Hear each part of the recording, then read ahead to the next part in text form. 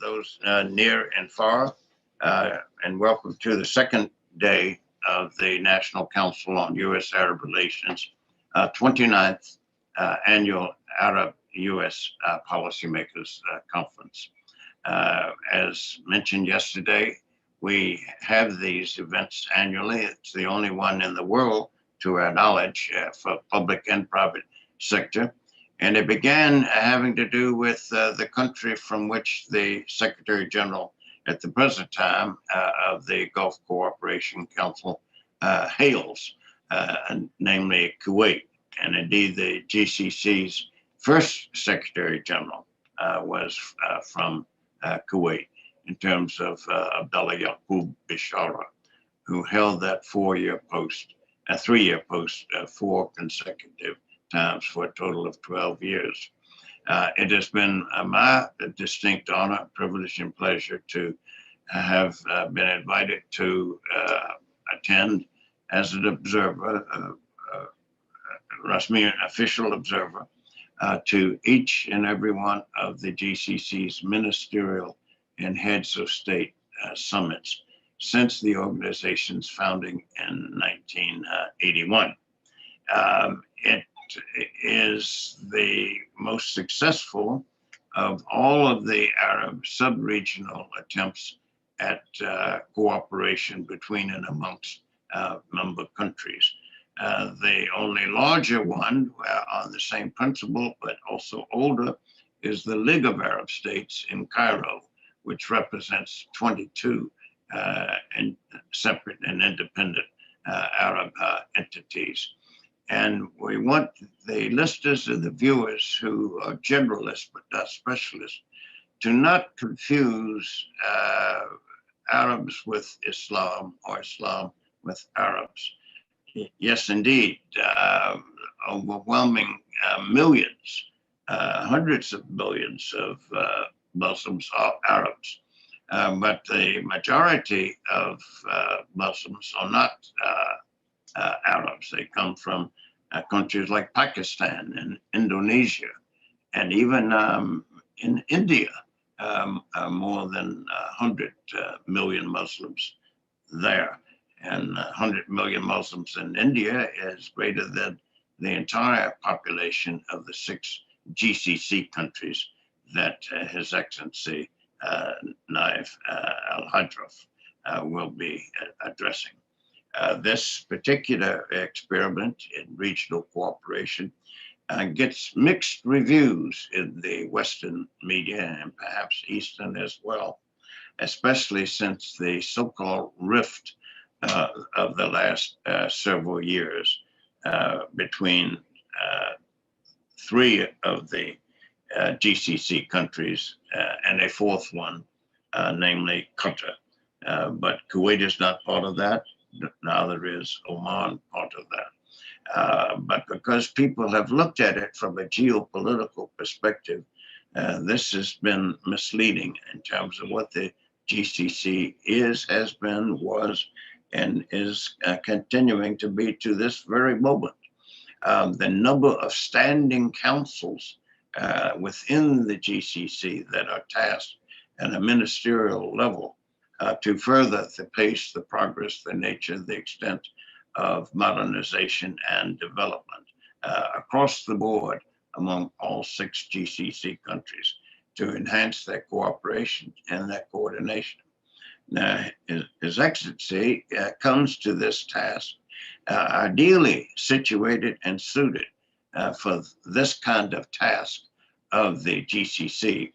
And it's helpful to be reminding that during the Cold War, which pitted much of the West against the Soviet Union and China as well, the United Nations did not cease its activities, either at the utmost level of the Security Council or the General Assembly or its standing subunits and agencies and authorities.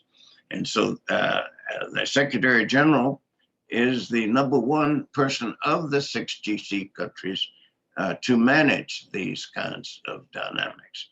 And what better preparation, education, and training for such a position can one hope to possibly emulate or imagine. In Western terms, he would be part of what some derisively refer to as the deep state. That is to say, that body of unknown, often underappreciated element of a society that is engaged in civil service.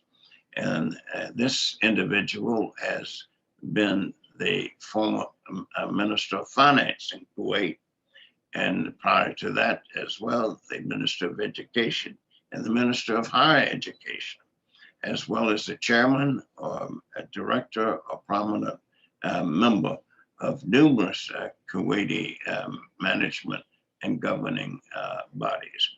And when one mentions how ideally situated His Excellency is for this position, one needs to take note of what some people may think are typographical errors. Can one imagine that Kuwait was engaged in foreign economic assistance 7 years before it became fully nationally sovereign, politically independent, and territorial intact? These are the three criteria for membership and entry into the United Nations.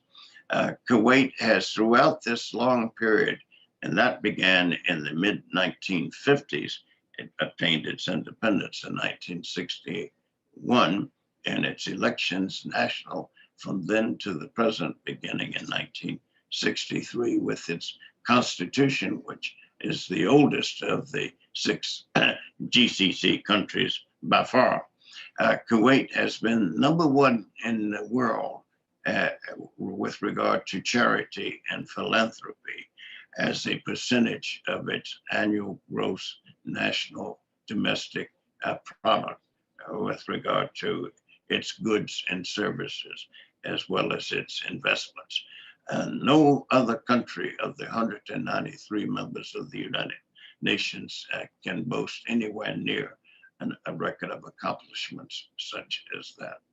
And beyond that, as a percentage of a country's GDP, GNP, Kuwaitis are the world's most generous people in terms of income per capita. People are unaware of that. The United States has a self-image that it's #1 in this regard. No, the United States is down, the last time I checked, around number 17 of the world. Kuwait remains in the top echelon, always either #1, #2, never less than #3 in these categories. His Excellency received his undergraduate education at Kuwait University, his master's at Urbana, the University of Illinois at Urbana-Champaign, and his doctoral PhD at the University of Hull in the United Kingdom. There's an academic side and an empirical as well as practical and theoretical dimension to the man's education background and training, and that is he taught for 7 years at the Arab Gulf University as a professor of science and technology. These kinds of activities reflect a person in whom those who have appointed him to these positions as an individual of great character, accomplishment, achievement, and trust, especially trust. And given Kuwait's situation in an often troubled neighborhood and being smaller than most of its neighbors, it has survived in large measure because of good people of good standing who have merited the trust of those who have appointed him. We're pleased and honored to have His Excellency, the Secretary General, Naif Al-Hadraf, Dr. Naif Al-Hadraf, to be with us this morning and speak on behalf of the Gulf Cooperation Council of Bahrain, Kuwait, Oman, Qatar, Saudi Arabia, the United Arab Emirates.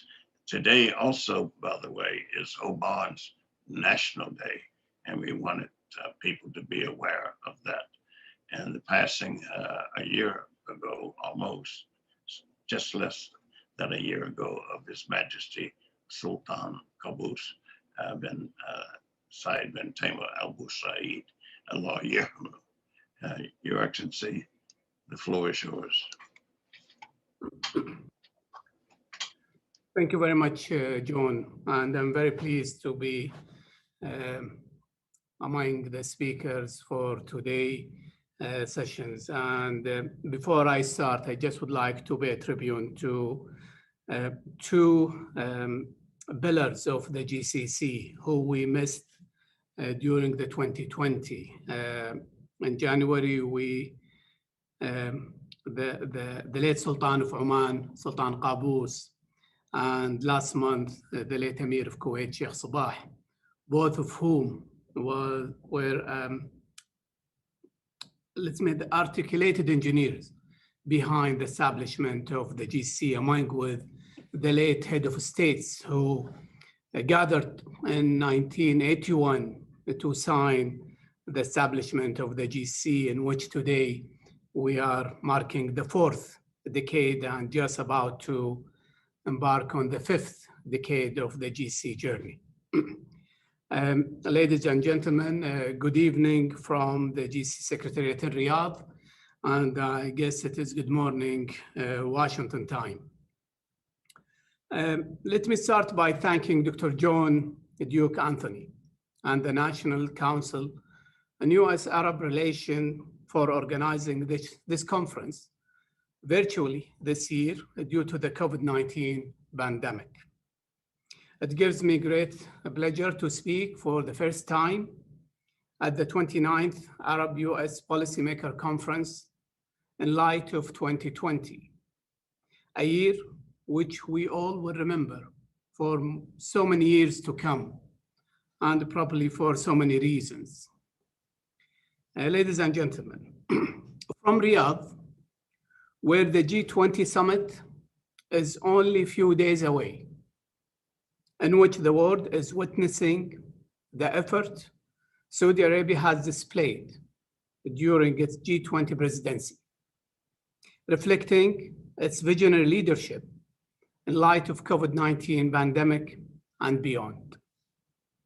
To Washington, D.C., where the world is still waiting for the elections dust to settle and for the constitutional procedures to begin in a preparation for January 20th, 2021.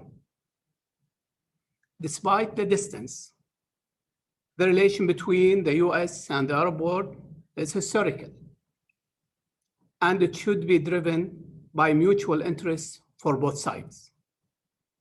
Although it has its ups and downs, we are always looking for a relation built on trust, respect, and serving our mutual interests.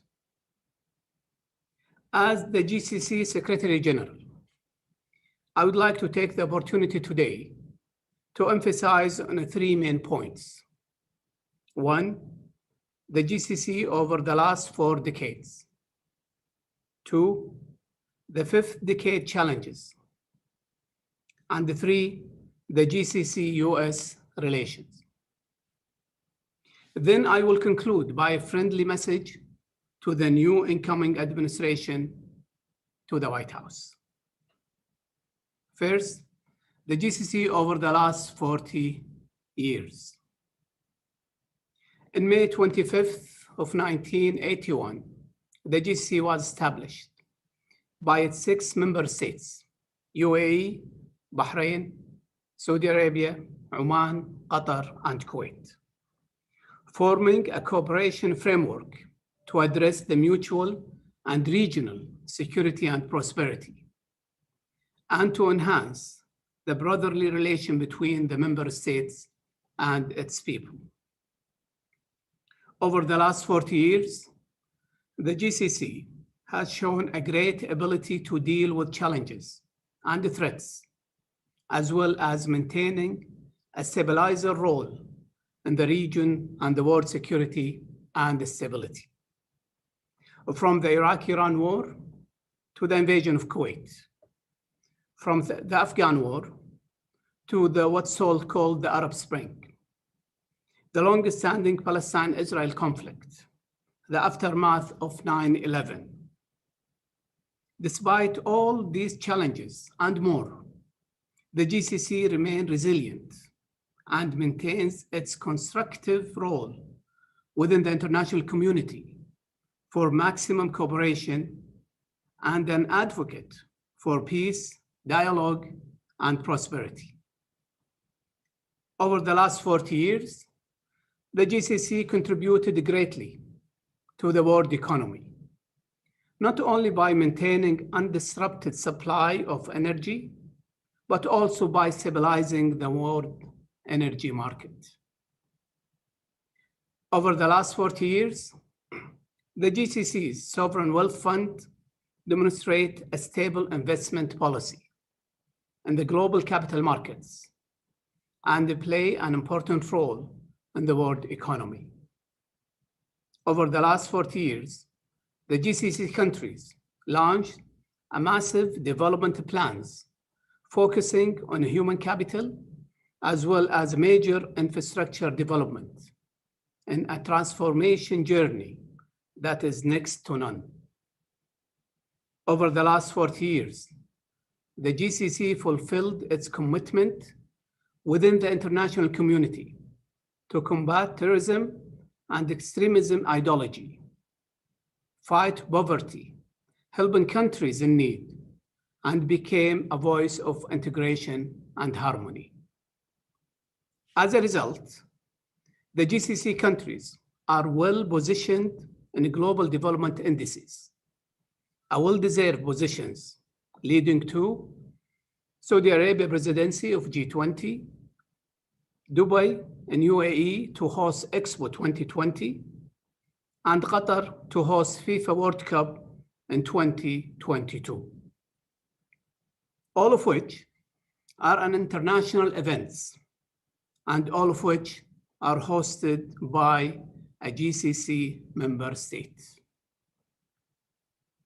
Ladies and gentlemen, my second point today is the GCC fifth decade challenges. Security and stability in the region will remain a top priority to protect our interests first and foremost, so we can continue building on what we have achieved over the last 40 years. Everyone knows that the world after COVID-19 will be totally different than the world before. The biggest challenge will be the economic consequences of the pandemic. We have seen the world economy shrinking, the supply chain disrupted, the employment rate climbing, small and medium enterprises badly affected, the world economy growth swinging, yet the global economy outlook remains uncertain. It is the greatest economic challenge we are all facing that requires collective effort to address and a great deal of cooperation to mitigate. Yesterday, for example, China signed a huge Asian-Pacific trade deal with 14 countries, representing about 30% of the world population, with a combined GDP total roughly $26 trillion, accounted for nearly 28% of global trade. That's based on 2019 data. Although the negotiation lasted for more than 10 years to be finalized, it is an example of how the world will act to meet the post-COVID-19 era challenges. And we might see a similar deal to come. For the GCC, we will continue to diversify the economy to meet the COVID-19 urgent financial needs and to follow up on the implementations of stimulus programs for the most affected sector.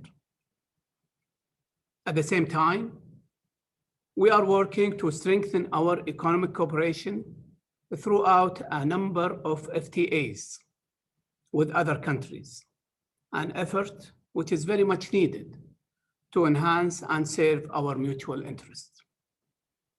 Having said that, we should not undermine the prerequisites for artificial intelligence, the fourth industrial revolutions, and the renewable energy, while meeting our development plans objectives.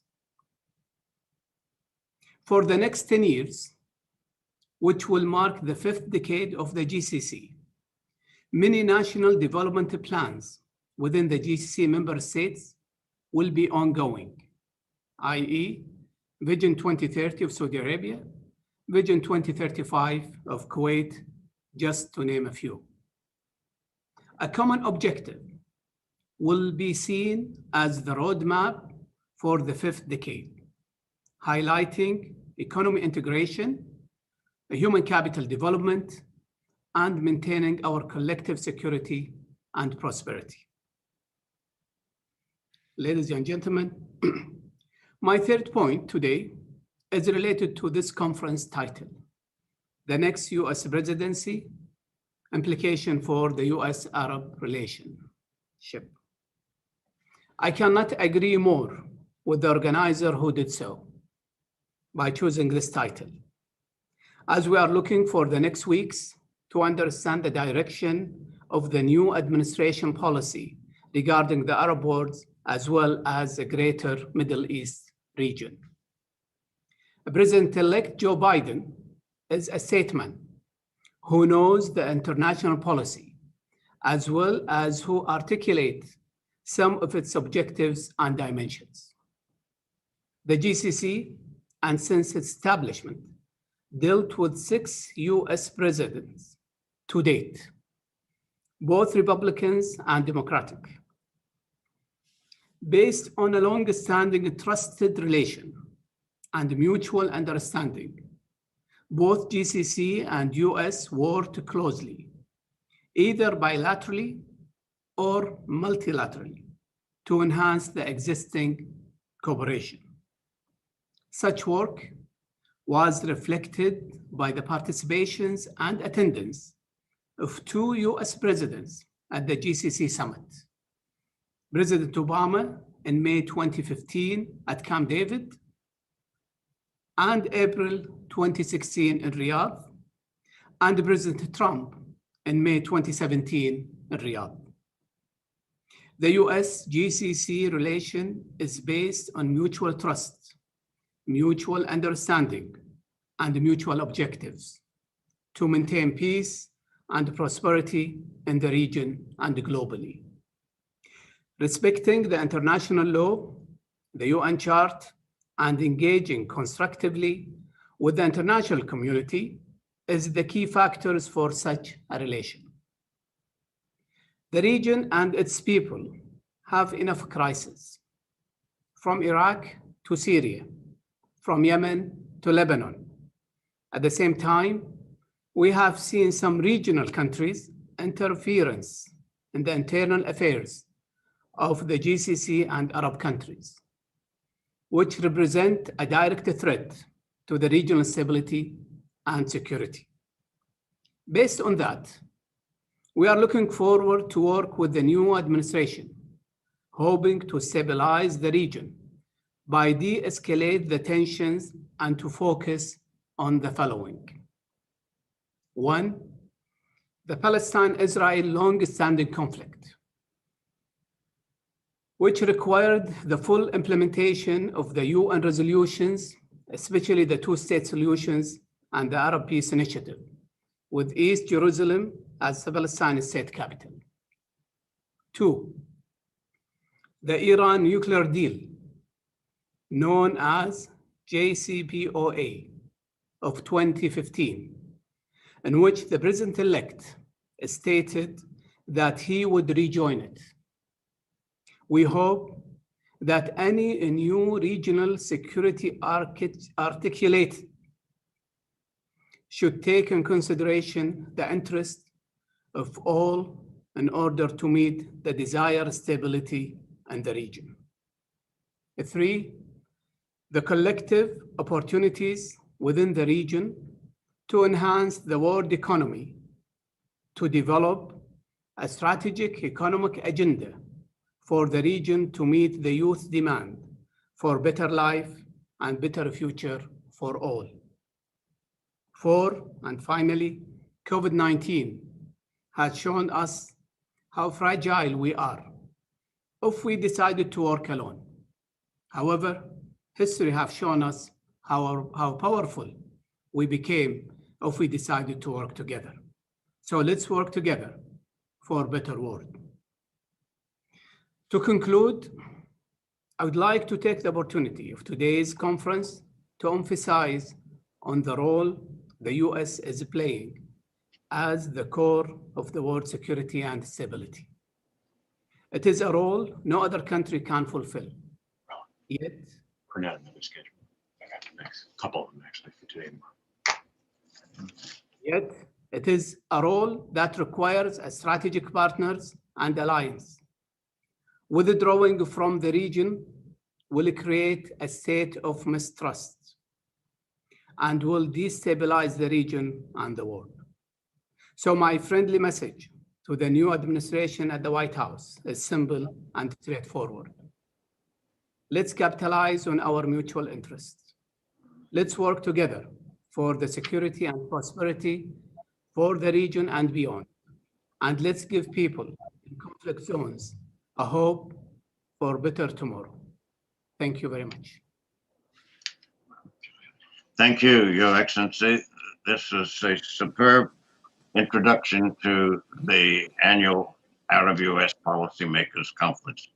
We couldn't have asked for a more authentic presentation or presenter of the issues, of the challenges, of each other's needs, each other's concerns, each other's interests, each other's analyses, each other's assessments, and each other's goals and objectives.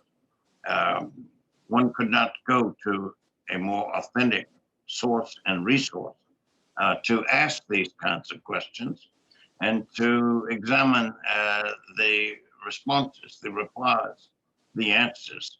There are no easy answers, and in some cases, no answers that are anything less than difficult and keep people awake at night. We try to have policymakers think of the W questions. Who needs to do this? Why does it need to be done? When does it need to be done? Where will we be if we do it? Where will we be if we don't do it? And sometimes even whether something needs to be done. If it's not broken, wisdom says don't try to fix it as such. But the greater questions are those that start with an H. How? You cannot answer a how question, yes or no. And for policymakers, the effort to try to come up with an intelligent, insightful, knowledgeable, understanding, informed opinion and analysis. This is priceless. We went to the top to try to get the highest GCC institutional representative to address these how questions and the W questions at the same time, and that you have set forth your needs, your interests, your priorities, your goals and objectives. We couldn't have asked for more, sir. Thank you, and God bless you in your assignment and role, and in the forthcoming annual ministerial and heads of state summit. My personal regards, those of the National Council on U.S.-Arab Relations, the Majlis al-Watani li-Alaqat Amriki, to you, to your staff, to your colleagues, both in Riyadh as well as in Kuwait. And we certainly miss the passing of your great former head of state, Sheikh Sabah Al-Ahmed Al-Sabah, Allah Yahmud. He was more than a statesman. He was the chairman of all the world's foreign ministers for not a few months, a few years, but for decades. We've lost a giant. But with people like you to carry on, fidil, or in the shadows, so to speak, working to make things possible, one could not ask for more in that regard as well.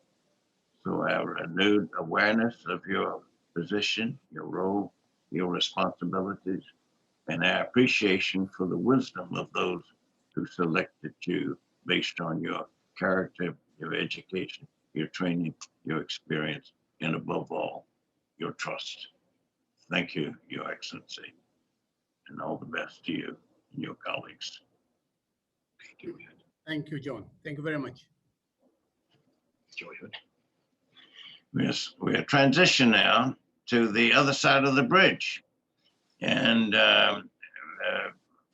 any listener and viewer will note that His Excellency made his remarks in flawless English. The number of Americans who could do that, if you round them off to the nearest even number, would be somewhere around 0. There are more than 500,000 citizens of the 6 GCC countries who have obtained a portion of their higher education at one of America's 2,968 universities there. The number of Americans who have obtained their 4-year undergraduate or graduate education in the GCC countries, again, rounding them off to the nearest number, is 0. So mafi badal, and there's no balance, no symmetry in terms of the educational component of our relationship. But the best and the closest we can have of being on this bridge at the American end is Mr. Joey Hood, who has spent most of his career in the entities and principalities of East Arabia and the Gulf. He is the Principal Deputy Assistant Secretary of State for Near East Affairs. And so this, in the language, jargon, slang of official terminology, he's the PDAS, the Principal Deputy Assistant Secretary. And this is as high as one can obtain in the U.S. Foreign Service as an Arabist, short of becoming the Assistant Secretary of State for Near East Affairs. So Mr. Joey Hood has this position. And what does he bring to the table? He was formerly the Deputy Chief of Mission at the United States Embassy in Baghdad, former Deputy Chief of Mission at the U.S. Embassy in Kuwait. And those who are not Foreign Service professionals or foreign affairs practitioners, or maybe to be understood for not understanding that the person who really runs the embassies and to whom the day-to-day trust of administration and management and direction is placed is the Deputy Chief of Mission. So Joey Hood has had this position in Iraq. He's also had it in Kuwait. And he was also the principal officer. Indeed, he was the Consul General at the U.S. Consulate General in Dhahran, Saudi Arabia, which is the nerve capital, the epicenter of the hydrocarbon fuels industry on a global scale. And in addition to that, he has served in Yemen, as well as Qatar, and was for a time the director of Iranian affairs in the U.S. Department of State. What more can one ask to come at these issues and to be a fitting counterpart to His Excellency, Dr. Naif Al-Hadrath, than Joey Hood? Mr. Hood. Thank you, Dr. Anthony, for that generous introduction. And Ma'ali al-Amin al-Am, Assalamu alaikum wa rahmatullahi wa barakatuh. I hardly see myself as a fitting counterpart, for His Excellency, but I will do my best to play the part for the US government here. I think both of you have hit on a couple of themes that I would like to expand upon a little bit here. I am, unlike you, I am not going to talk about what might come for a different administration. That's not my role. But I think it would be useful here to talk about what some of our enduring interests are in the region that have been there for decades, and I think will remain for decades more. And because even as His Excellency said, we're fighting the pandemic, and while we do that, we continue to pursue our interests. We have not allowed ourselves to be derailed from countering the malign influence of Iran, promoting stability with our partners by ending regional conflicts, and by ensuring prosperity. I would also add to that addressing the largely negative role that some other global powers like China and Russia are beginning to play in the region. But let me start with Iran. It's our top policy priority to counter Iran's malign influence. It has been for decades now, and it will remain that way until we can convince Tehran to simply behave like a normal country. We're not looking for perfection. We know that that's not something of this world. But to paraphrase Henry Kissinger, we want them to act more like a government and less like a revolution. Because we've seen what the exportation of that revolution, so-called, looks like. It's chaos, it's human disaster in places like Syria and Yemen, and increasingly Lebanon, as it attempts to undermine state sovereignty in those places, as well as in Iraq. The current situation there shows a lot of the damage that Iranian-backed elements can do. They routinely engage in widespread theft of Iraqi state resources. They assassinate and kill Iraqi civilians all the time, including yesterday, when they launched 122 millimeter rockets and ended up killing an Iraqi child. For what? To make a point about revolution? Well, to combat this, we've been working closely with the Iraqi government and the Iraqi people, who have stood up more and more to say enough of this. If we succeed, it's going to help all Iraqis, not just Sunni Arabs or Kurds, but also Shia Arabs and Christians and Yazidis, who will have a chance to thrive again in what is a very special land for those religions. It will mean that the Gulf states will no longer have to live in fear of Iranian threats and violence. It would help prevent famine in Yemen and enable a political solution to that conflict. It would mean a more secure Israel, which would reap the benefits of regional cooperation and integration for everyone. It would mean a truly independent and sovereign Lebanon, free from the influence of the terrorist group Hezbollah. So you can see why, far beyond the nuclear program, we are working hard to counter that malign influence, because we see what could be done in the absence of it.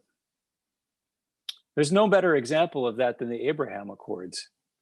The UAE and Bahrain have already, just a few weeks after signing these, opened up telecommunications, financial transactions, active air corridors. We're seeing investors taking advantage of these openings. We had a senior visitor recently to the UAE. He was having breakfast in his hotel, and he said, I was just so surprised. As I listened into the conversation at the table next to me, it was in Hebrew. This is a massive change in a very short period of time. We can't discuss the progress we've made on regional integration, though, without talking about the work that we've done to encourage our partners to overcome the rift between Qatar and the other Arab nations. Resolving that rift is one of our highest priorities and will remain so until it is overcome, because resolving it is crucial for facilitating closer economic cooperation, political cooperation. Everything that we want to do really depends on resolving that rift. Across the region, we're supporting the UN as a trusted broker to try to end the conflicts in Syria, Libya, and Yemen, because those conflicts radiate instability. And it takes a unified approach to bring all people to the negotiating table. In Syria, we and the majority of our international partners share the view that there will be no normalization or reconstruction until there is irreversible progress on UN Security Council Resolution 2254. Likewise, in Libya, the UN is doing a fantastic job under the leadership of Acting Special Representative Stephanie Williams, who has done the impossible in bringing Libyan sides all from the battlefield to the negotiating table. I say it's virtually impossible because look at how internationalized that conflict has become.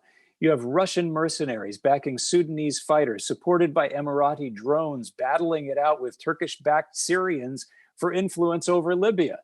I mean, this is just crazy. We've got to find a way for the Libyans themselves to come to a solution that is political, because there is no military solution there. And as the Libyans themselves all agreed in these recent talks led by Stephanie Williams, all foreign forces need to leave the country and let Libyans decide on their political way forward. We are supporting all of this through our diplomacy. We are supporting the Libyans through our donations, almost $1 billion since 2011 to help them survive and move along the path to peace. In Yemen, we're also supporting the United Nations and the special envoy there. We're also the country's largest humanitarian donor, with over $600 million in support this year alone, although the Houthis are obstructing and refusing to uphold international principles. So we have been forced to curtail some aid to areas under Houthi control, but we have continued all life-saving and critical assistance. In Lebanon, like in Yemen, Iran and its allies are preventing stability from taking hold. As we now see yet another attempt to form a government, it's clear that whoever leads Lebanon cannot proceed with business as usual. They have to undertake meaningful and sustained reforms to restore international confidence in Lebanon and unleash the Lebanese people's enormous creativity and potential. That's why we're determined to push back on Hezbollah, because it puts its own interests ahead and those of Tehran ahead of the Lebanese people. Moving from the region's worst disasters to perhaps its most hopeful case, in Tunisia, we've invested more than $1.5 billion of assistance to help them since 2011 as well. And we've supported, as part of that, small and medium enterprises for economic growth. So it may surprise you to learn that just in the last 4 years, we've become the #1 export destination for Tunisian handicrafts in the United States, which is a great thing. And now I'll wrap up my comments by talking about my second home, which is the Gulf Cooperation Council countries. Our 75-year partnership with the Gulf countries continues to grow. If I look just prior to the pandemic, building on what Dr. Anthony was saying about the students, we had over 160,000 American citizens living in the Gulf, probably more because they don't all register with the embassies. Saudi Arabia was among the top 10 countries in the world sending students to the United States. According to my own personal calculations, Kuwait, under the leadership of the late Emir Sheikh Sabah Al-Ahmed, sent about 10% of all its high school graduates to the United States to study every year. Our commercial ties were equally impressive. In 2019, nearly 2/3 of all US exports to the Middle East and North Africa went to the GCC countries. And that together amounted to more than what the United States exports to Brazil, France, and the entire continent of Africa. It's tremendous. we've seen, beyond the Abraham Accords, we've seen some really interesting developments over the past few months and years as well. The UAE joined the Artemis Accords, which is an international partnership led by NASA that will explore the moon and Mars. Can you imagine 30 or 40 years ago talking about that we would be partnering with the UAE to go back to the moon? Or can you imagine even 5 or 10 years ago, any of us saying that Six Flags would be investing in Saudi Arabia to build amusement parks? We're proud to be participating in Expo 2020 Dubai as well. We'll welcome millions of visitors. But this is just the sort of thing that we do on a regular basis with the GCC. And it's mainly because we have those shared interests that His Excellency talked about, but also because of those people-to-people ties that I just reviewed. When you have all of those students, you have all of those people living and working and getting married with each other, it's inevitable that our ties will continue to grow on the economic front, the political front, and every front you can imagine. I'm optimistic that as we emerge from this pandemic, those ties will be stronger than ever, and our relationships in the Gulf and the broader Middle East will be a bulwark against global threats, as they have been for 75 years, and an engine for growth and human development. I'm optimistic. I'm looking forward to it. Thank you for the honor of being with you today. Shukran.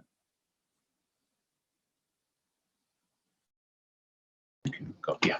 Thank you, Mr. Hood. You lived up to and even went beyond what we had hoped and expected. It's difficult at a time of such uncertainty and transition, not even being defined in terms of its components fully to the satisfaction of people who would like to have their anxieties allayed or assuaged.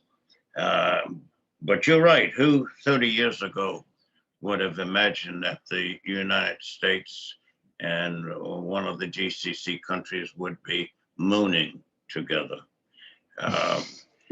So this is indeed progress and lightens the aspect of the relationship.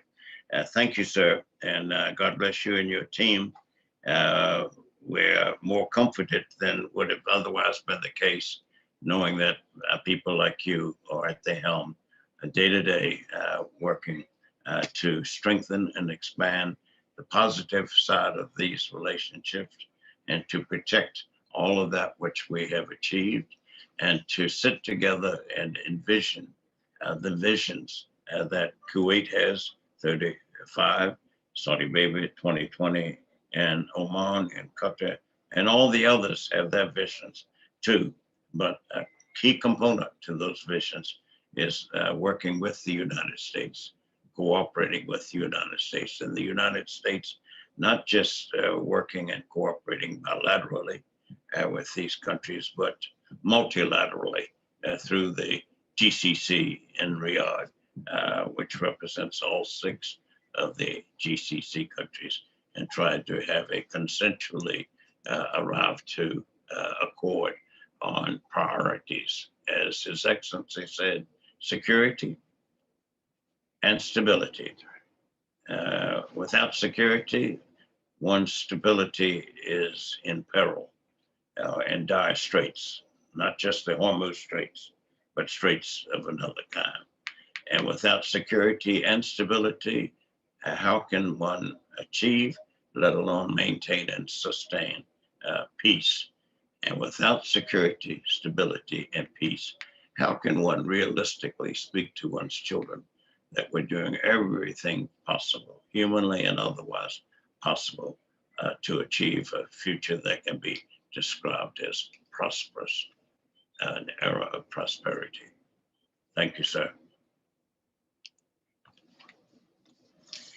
We now are going to shift to a more microscopic or the macro perspectives and their micro ones.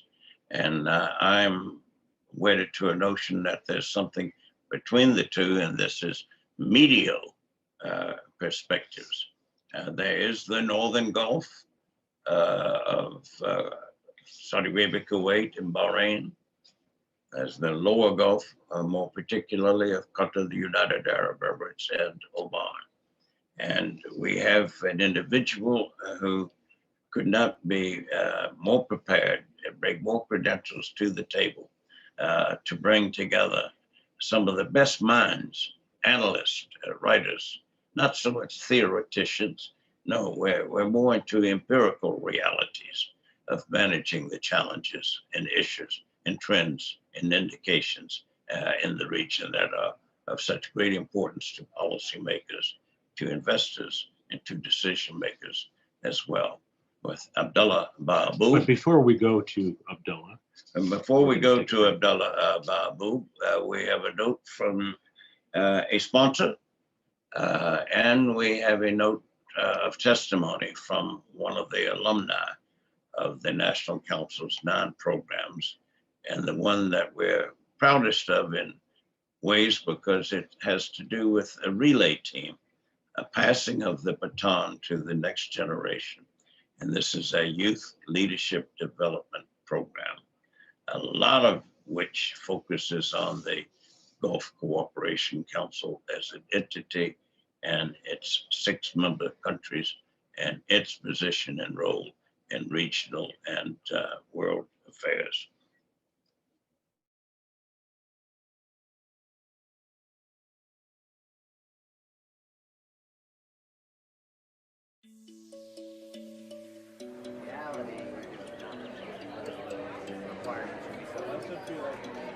The National Model Arab League has been a really awesome part of my life.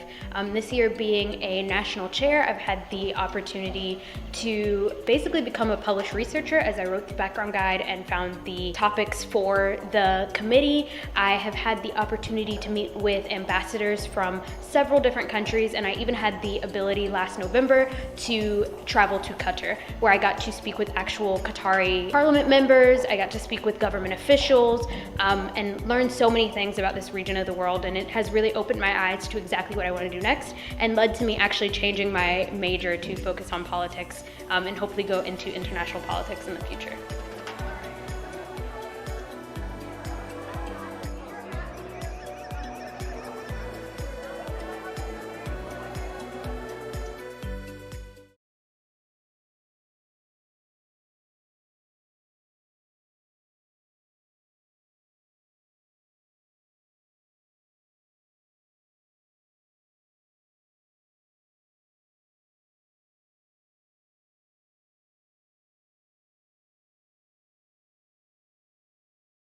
Carly Jo Collins, and I'm a senior at Hollins University, where I'm getting my major in biology on the pre-medical sciences track with a minor in chemistry. I have been working with the National Council's Youth Leadership Development Program for 4 years now. I've done this through study visits to the nation of Qatar, as well as multiple years in the Model Arab League, helping to run committees.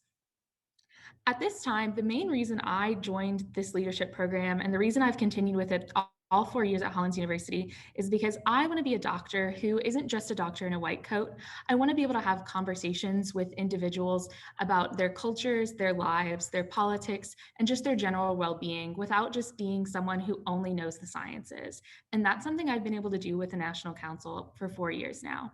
Throughout this time, I have learned more about empathy, how to talk to people, how to learn about other cultures without being offensive or neglecting very key aspects of what makes people an individual and how that works to shape them as a whole.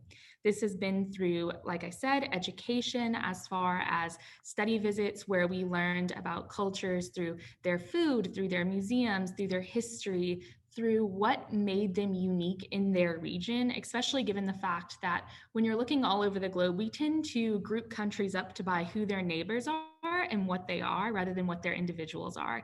And that's something that the National Council has really helped me learn through their leadership program, as far as looking at the individual as a whole, seeing who people are, learning how that helps us to help them through empathy and other sources of knowledge. Thank you.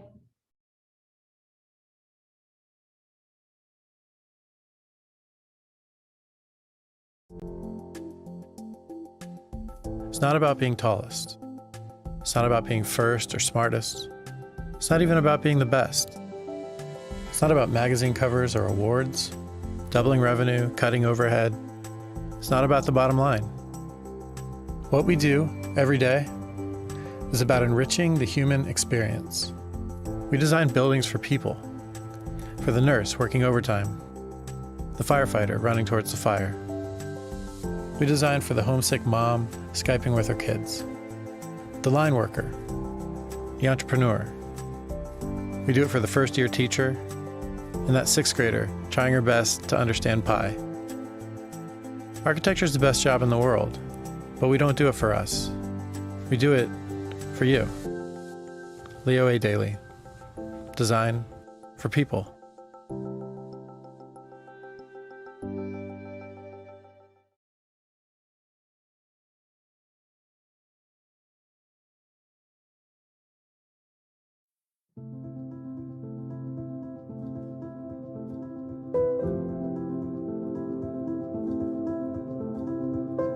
It's only human to strive, to stumble, to weep,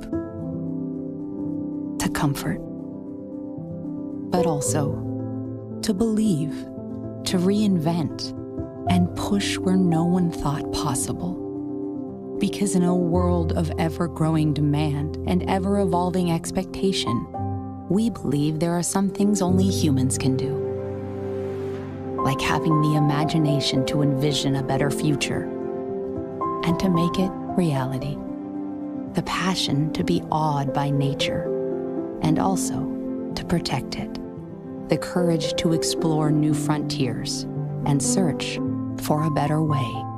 The empathy to recognize our differences and to overcome them. Being human takes energy, and we're using ours to create new solutions to help meet the needs of people on this planet in affordable, reliable, and ever cleaner ways. For 140 years, generations of problem solvers across the globe, with determined ingenuity, shouldering incredible responsibility, relentlessly striving to achieve the impossible. This is our challenge each day, to power the world forward and enable human progress. Only humans can make such a vision a reality. It won't be easy, but it's only human to try.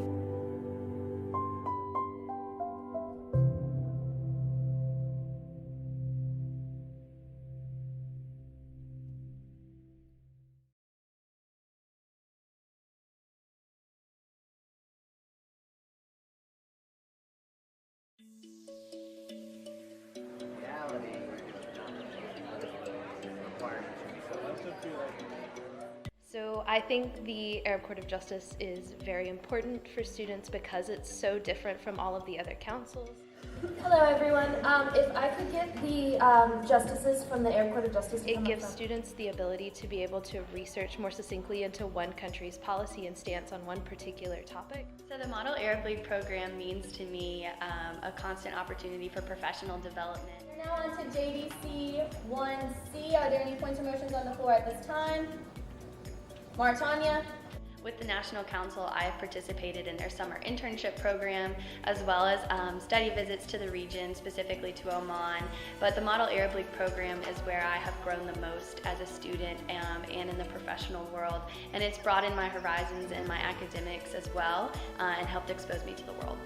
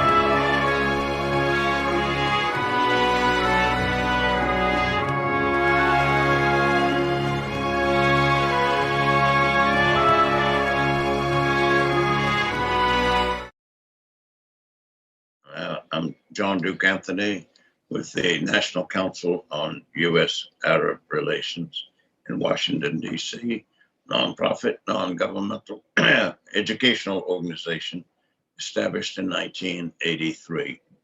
Vision is a relationship with America's Arab friends, Arab allies, Arab strategic partners that is on a firmer foundation than it has been, than at the moment it is, or will likely become in the future unless enough good people on both sides are working from generally the same page with regard to a mutuality of benefit and reciprocity of rewards as we're marching to the same drumbeat on matters pertaining to security, stability, peace, and prosperity. 2 S's and 2 P's. And these can be achieved not by accident or coincidence, not through a book, not through a lecture, not through a briefing, not through a video, but again, through enough well-educated, well-trained, well-experienced, well-informed, well-insightful, knowledgeable, insightful, understanding, and analytical, as well as policy-oriented individuals on both sides of this relationship. And who better to chair this particular session than Dr. Abdullah Baabood. I wanted to congratulate His Excellency on today being Oman's National Day. And one of our speakers that you'll be introducing and interviewing represented the United States this past year to offer direct personal condolences to Oman's government, its people, and the new Sultan, Said Haytham bin Tariq al-Busai. That individual, Mr. Tim Lenderking, we'll hear from momentarily. But Abdullah Baabood, I mentioned playfully with him just a few minutes ago that he is in some ways to be likened to an Arab academic nomad, or in Arabic it would be an Arab modern day version of Ibn Battuta. And you'll understand here in a moment. At the moment, he's a visiting professor in Japan at one of Japan's most prestigious universities, its School of International Liberal Studies at Waseda University in Tokyo. He's on leave, as it were, because he's a visiting professor there, and he remains the chair of the Gulf Studies program at the University of Qatar in Doha. And I've been privileged to be an advisor to that program. It's the only one in the world where an individual who wants to get her or his doctoral dissertation and PhD in Gulf Studies can obtain it at the University of Qatar, all the way from the bachelor's, the master's, and the PhD. Dr. Baabood is the person who chairs and directs this. I first came to meet him when he was the director at Cambridge University of the annual Gulf Research Council meetings in Cambridge. Sometimes there are more than 400 participants and people who deliver papers to that conference. There's none like it anywhere in the world. And it's all been brought together by people like Abdullah Baabood and Abdulaziz Sabr. It's a chairman and founder based in Jeddah, but it's previously also had offices in Dubai as well as Geneva. Abdullah Baabood is himself, though, a native Omani from the southernmost province of Dhofar. Without further ado, let me welcome Dr. Abdullah Baabood. We're delighted to have you with us once again, Abdullah.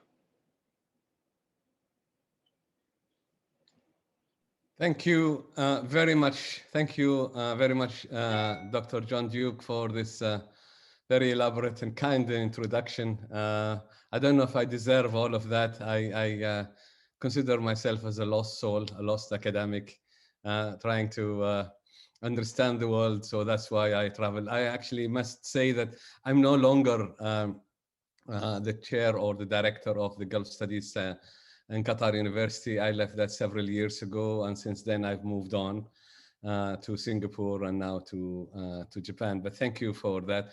Always a pleasure to work with you and to work with the National Council. I thank you for the kind invitation to chair this very important panel or session within the National Council annual meeting, annual conference. We regret that we don't see you all in person due to the pandemic, but hopefully we will do so. As said, I'm working at Waseda University in Japan, but I'm currently in Oman, hence I'm dressed in the traditional Omani clothes, and since also we are celebrating the National Day of Oman. Also, I'm very pleased to welcome the panelists here, the participants, excellencies, and distinguished speakers have been handpicked, selected by the National Council to address a very, very important topic, which is the geopolitical dynamics of Arabia and the Gulf.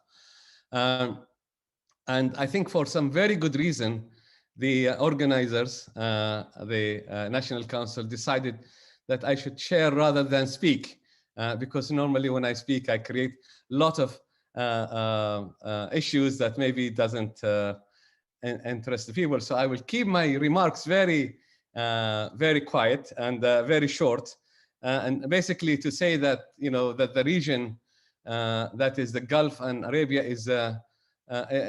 has always been a turmoiled region for one reason or the other. Since the British withdrawal in the 1970s until now, we've seen like 4 different wars plus other conflicts and ongoing conflicts now that we are witnessing. We are not short of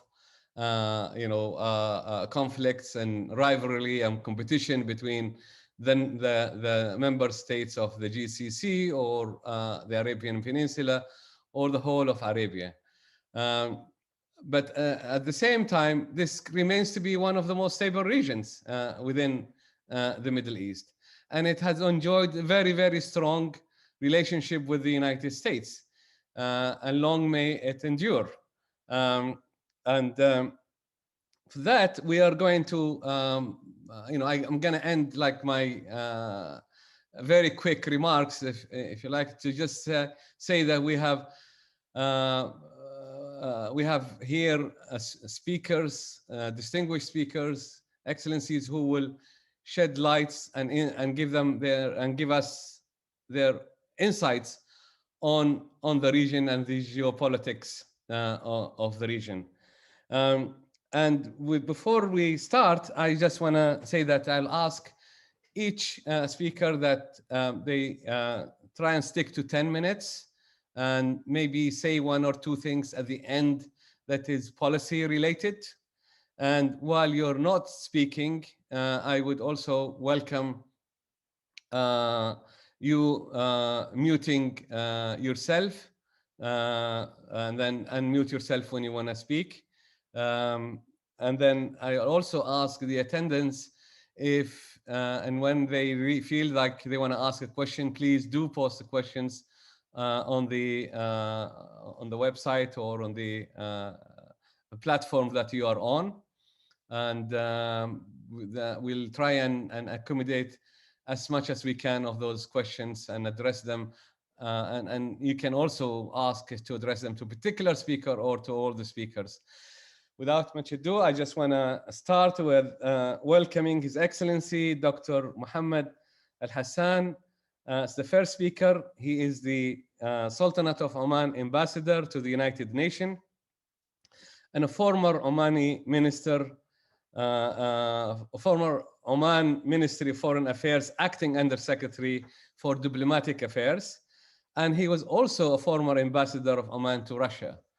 His Excellency Dr. Al-Hassan is speaking from New York, I believe, and he will give us his thoughts and insights about the topic under question. Your Excellency, the floor is yours, and then we'll move on to introduce the others. Assalamu alaikum wa rahmatullahi wa barakatuh. I would like to start by thanking you all for the kind words and greetings extended to Oman on its 50th anniversary of the National Day, which is today, the 18th of November. I really don't have the privilege as Dr. Baabood to wear my national costume since I'm in New York, and after this participation in this meeting I have other events to attend to. That's why I'm wearing my normal New York attire. I would also like to thank Dr. Anthony and his team for the perseverance and the dedications despite the odds to make this year's conference, the 29th version, possible and hopefully outstanding. The most important question, I believe, that should be addressed not only during this conference but also throughout the Middle East. How do we want to see our children and grandchildren 30 or 50 years from today? That is, in my opinion, the overarching question that ought to be addressed. Providing an answer or answers to this question, I believe, will take us to a new reality and a roadmap to where we want to be and how to go about it. If we are to solicit the views of the people of the Middle East today regarding the conditions in which they live in, probably the majority will cast negative opinions, with the exception, of course, of few, about the prevailing political and socio-economic conditions. The situation throughout the Middle East ain't that rosy. War in Yemen, war in Libya, war in Syria, security challenges facing Iraq, facing Lebanon, and many others. Iran is being pushed extremely into isolation. Somalia is almost absent from the radar of the international community. Peace is the missing link in the talks between the Palestinians and the Israelis. Recent normalization of relationship between Israel and some of the Arab countries is a step forward towards peace. However, it should not be viewed as a substitute for peace between Israel and the Palestinians. Peace is incomplete without a resolution of the Palestinian question. We in Oman believe in the two-state solution, living side by side in peace and security. Peace that will take into account the legitimate aspirations of the Palestinian people for an independent state, and those of Israel to live in peace and security, not only with the state of Palestine, but with the region at large. In a nutshell, the situation in the Middle East is not very promising. It is therefore important for us to ask ourselves how we can get out of this dilemma. The answer to this question lies in the recognition of certain facts and essential tools, and for a higher future and more secured Middle East. Among those, I will list few. First, it is important to act in accordance with international law and the need to conduct relations based on the rule of law and avoid resorting to the use of force or coercive measures as a convenient means to resolve differences. Number two, it is also important to recognize the need for the other side to live and to flourish. Denying others' rights for security dignity, and statehood, and growth is a short-sighted view and will never take the Middle East to a brighter future. Number 3, we also must recognize that we control our destiny. Our future is in our hands, and we should not blame others for our own shortcomings and failures. The 4th point, investing in peace is better than investing in war and conflict. Diplomacy is the tool that is out there to resolve differences. And my final and last point on this aspect, it is important to listen to the voices of the youth. They have an important message about their own future. Having said this, I believe it is equally important to note that when talking about the Middle East and the Gulf region, we should not ignore the legitimate partners in the region, and therefore it is the view of us, at least the Omanis, that excluding Iran or Iraq or Yemen from any future security arrangements or any future economic standings is not the right way forward. During last year's conference, I did speak about some of the prevailing myths and allow me to repeat some of those, for I believe they are worth repeating. The first, Yemen is a liability. That is a myth and absolutely not true. I believe no security arrangement in the region is complete and solid without Yemen being part of it. My second point, attacking Iranian interest in Iraq hurts Iran. That is a myth. That is absolutely and totally untrue. Not only it is a violation of Iraqi sovereignty and territorial integrity, but it hurts first and foremost the Iraqi people and weakens the Iraqi statehood. Settling differences with Iran should not be on the expenses of the Iraqis. My third point, isolating Iran is good policy. That's a myth. It is not true. In fact, it is the total opposite. Isolation of Iran's policy is a doomed policy. My fourth point, peace and security can be achieved through the sounds of guns. That is a myth. Whereas peace can be sustainable only through understanding and everyone having stake in it. Someone's security cannot be built on others' insecurity.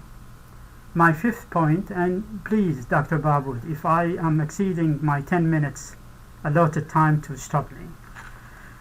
My fifth point, the Middle East is not ready for peace. That is also a myth. The Middle East is in dire need for visionary leaders who think beyond the electoral boxes and winning the next election. My last point of myth, therefore, I believe there is so much room for the United States administration and for the leaders in the region to walk towards a brighter Gulf and a brighter Arab world. Let me now turn my attention to the relationship between the United States and the Middle East. Overall, I believe the United States remain a very close partner to the Middle East. Yes, sometimes we do not see eye to eye on all things. However, the relationship is healthy, solid, and enduring. The United States remains a solid partner for many countries of the region. It is important to note that this relationship is mutual with reciprocal interest. The Middle East is not a burden in the United States and vice versa. We think, and this is my concluding remarks, and this is in accordance with what Dr. Baabood has asked us to do to create some policy guidelines.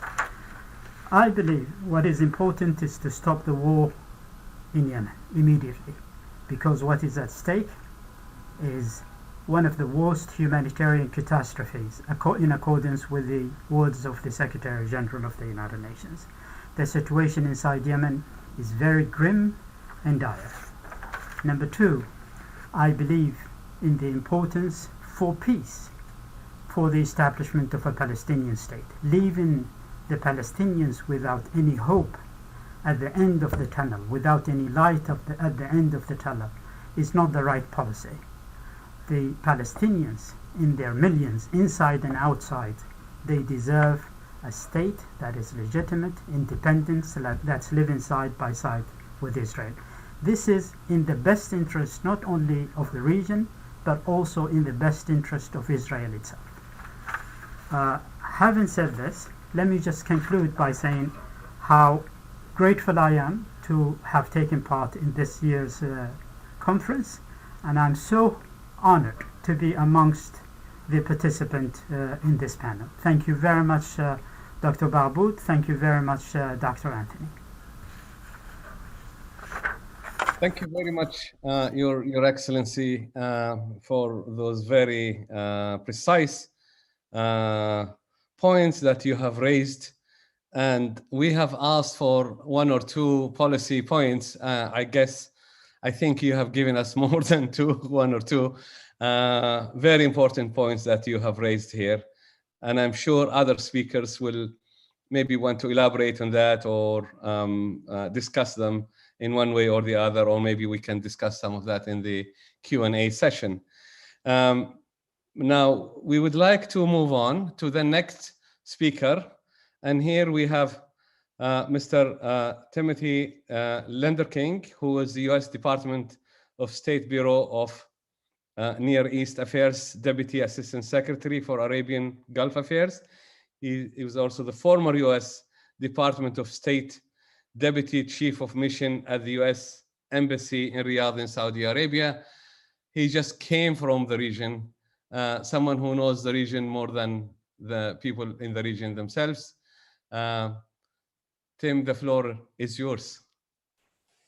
Thanks so much, Abdullah and John Duke and the rest of the great panelists who are assembled here, and for the opportunity to talk with you this morning about issues that are very near and dear to my heart, and certainly my work and that of my colleagues at the Department of State, and with great respect for what Ambassador Al-Hassan has just shared with us with his views. I would, take, I think, as my starting point that obviously we're going through a transition back here. It seems to me that one of the key principles, though, for the United States has to be the U.S. maintaining strong engagement with the region. And it's not just the Gulf, but indeed the Middle East. What I've seen over 15, 20 years of working on the Middle East is, while we don't get things perfectly, we don't always get it right, we are generally trying to do the right thing. And our engagement, I think, in the Middle East yields better results when we as a country are unified in our messages and in our engagement and our commitment, and are clear with our partners about what our intentions are. I would say that looking forward over the next couple of years, there will probably be, you've heard from our special envoy to Iran, Elliot Abrams, who's just been in the region, our desire for negotiations with Iran. I do think that that is important, that we will get at the kinds of issues that Ambassador Al-Hassan talks about if we are able to talk directly with the Iranians. Of course, that has been a hallmark, I think, even of this administration, which has sought numerous opportunities to talk to the Iranians, but that basically has not happened in any sort of consistent manner other than on a couple of issues such as prisoner releases, which are, clearly very important.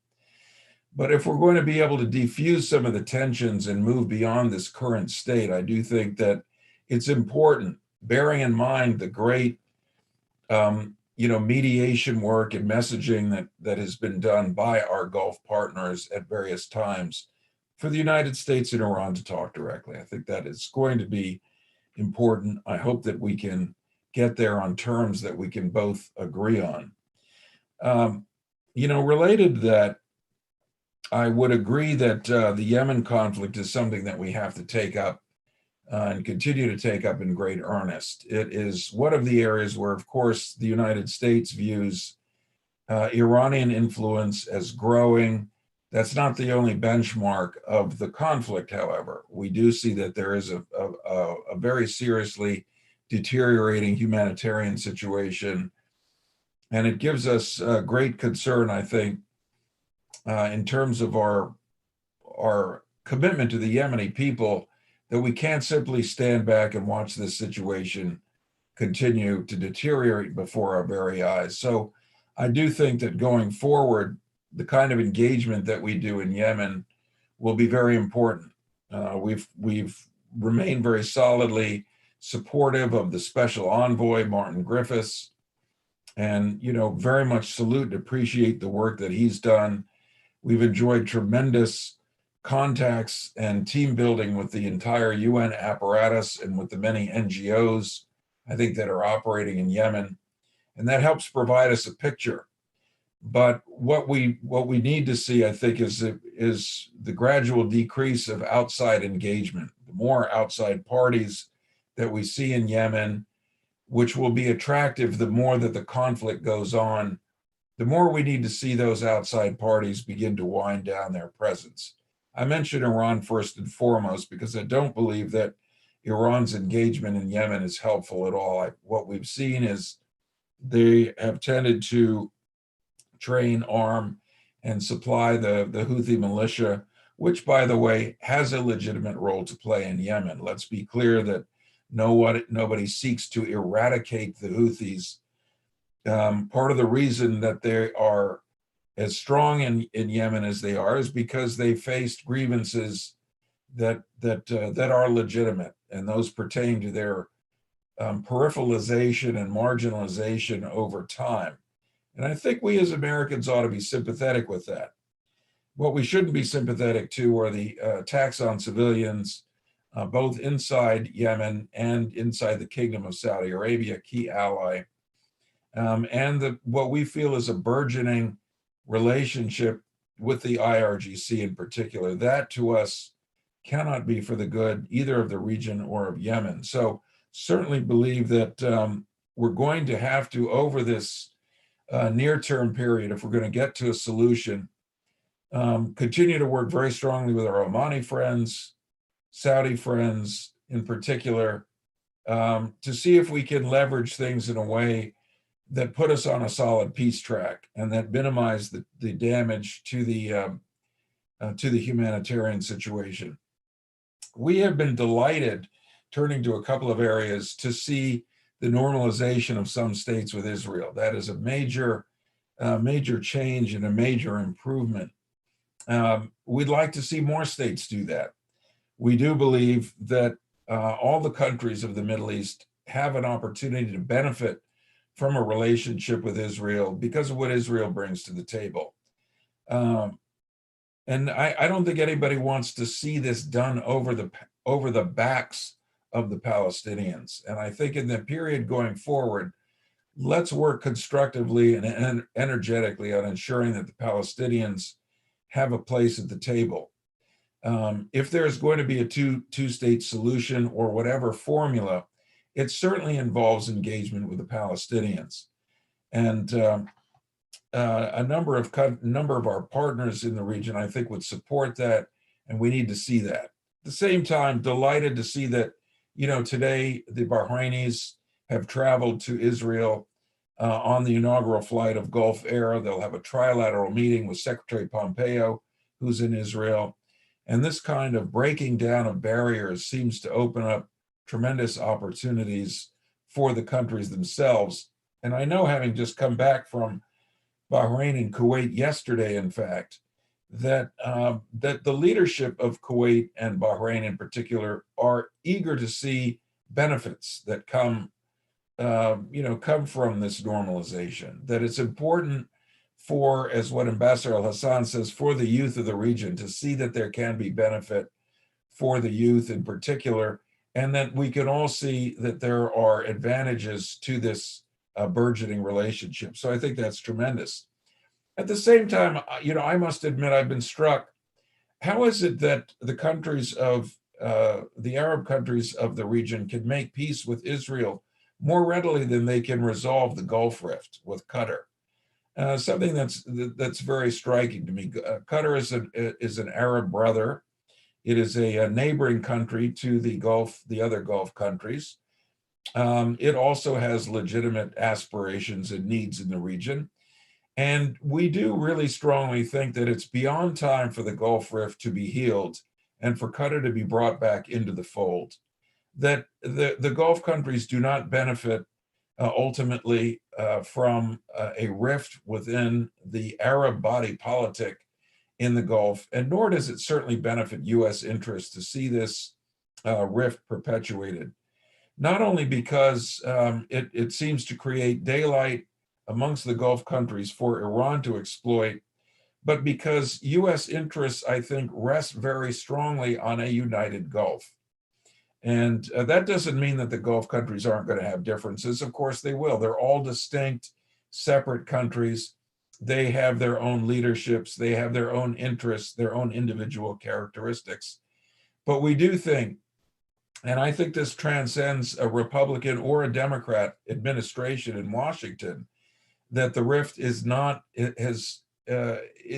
productive, and it's not conducive to the kind of future that we all want to see, to the betterment of the economies of the region, and the ability to collaborate on the joint challenges that lie ahead. And again, it's not just the Iranian challenge. It is economic challenges, it is COVID, it is maritime security and economic development for the peoples of the region. So let us look toward a day when the rift can be resolved fairly soon, and that the issues that underline the rift can be dealt with in a direct fashion. So I would just close saying that I believe that American leadership and engagement is very important for the region's prosperity. And in order for it to be successful, we need to be smart policymakers, smart diplomats, understand the nuances, understand the differences that each individual country brings to the table, but unite in common pursuit of common goals. So I think that our advice going forward with either administration is to maintain that strong American engagement, listen to the partners, and together I think we can prosper. I would also say, just to conclude, that the role that Saudi Arabia plays is very important to the region. And so we cannot, I think, afford to marginalize, peripheralize the Kingdom of Saudi Arabia.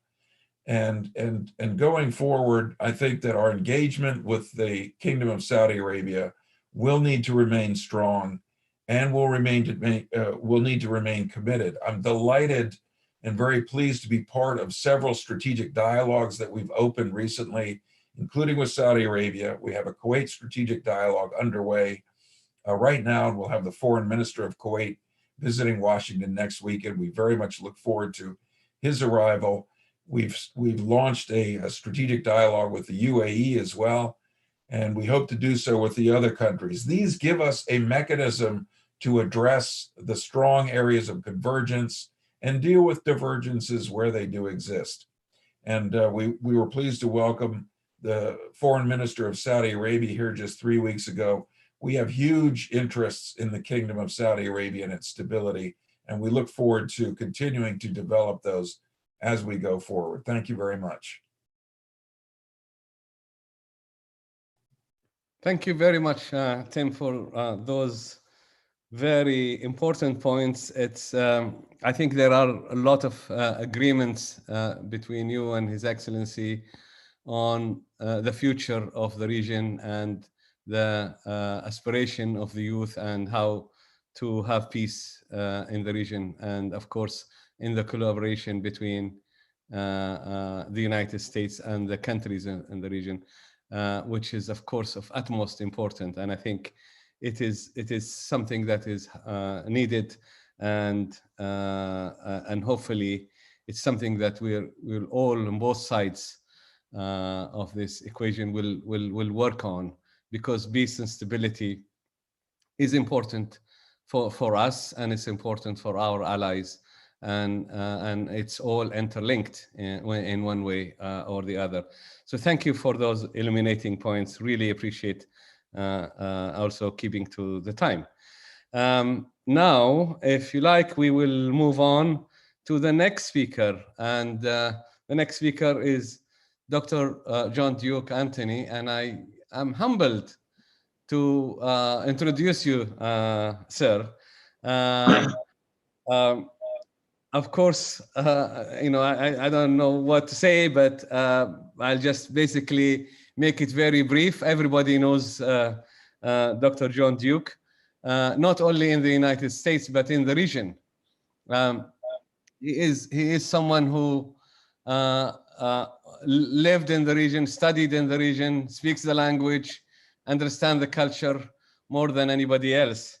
It's always a privilege to talk to him about the history of the region, about the previous rulers and leaders that he has met and discussed with them, a number of issues, attended most of the GCC summits. I can go on, but for the sake of time, I would just say that Dr. John Duke Anthony is the National Council on US-Arab Relations founding president and chief executive officer. And he is the person who brought all of this, brought all of us together, and does it every year for the last, 49 years or so?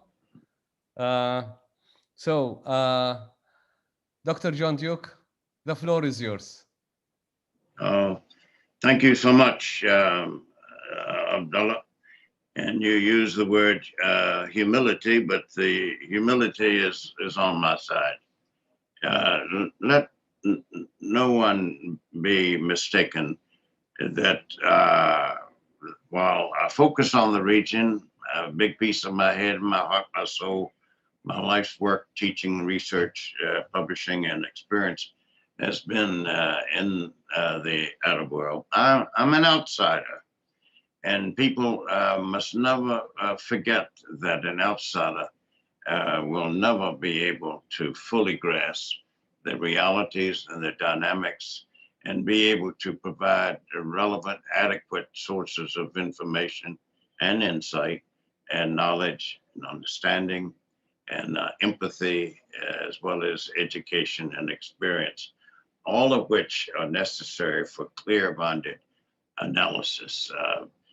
Tim Lenderking hit the nail on the head when he said that we are more likely to succeed. Certainly the atmosphere will be more receptive and the moment more propitious as measured by the degree to which we're unified in our positions, in our policies, in our actions, in our attitudes on the larger issues of war and peace and security and stability and energy and economic development, as well as sound political objectives and relations between and amongst us. These are not easy to attain, but the journey to accomplish them is its own very valuable, necessary, indeed arguably vital requirement for an improved relationship between our two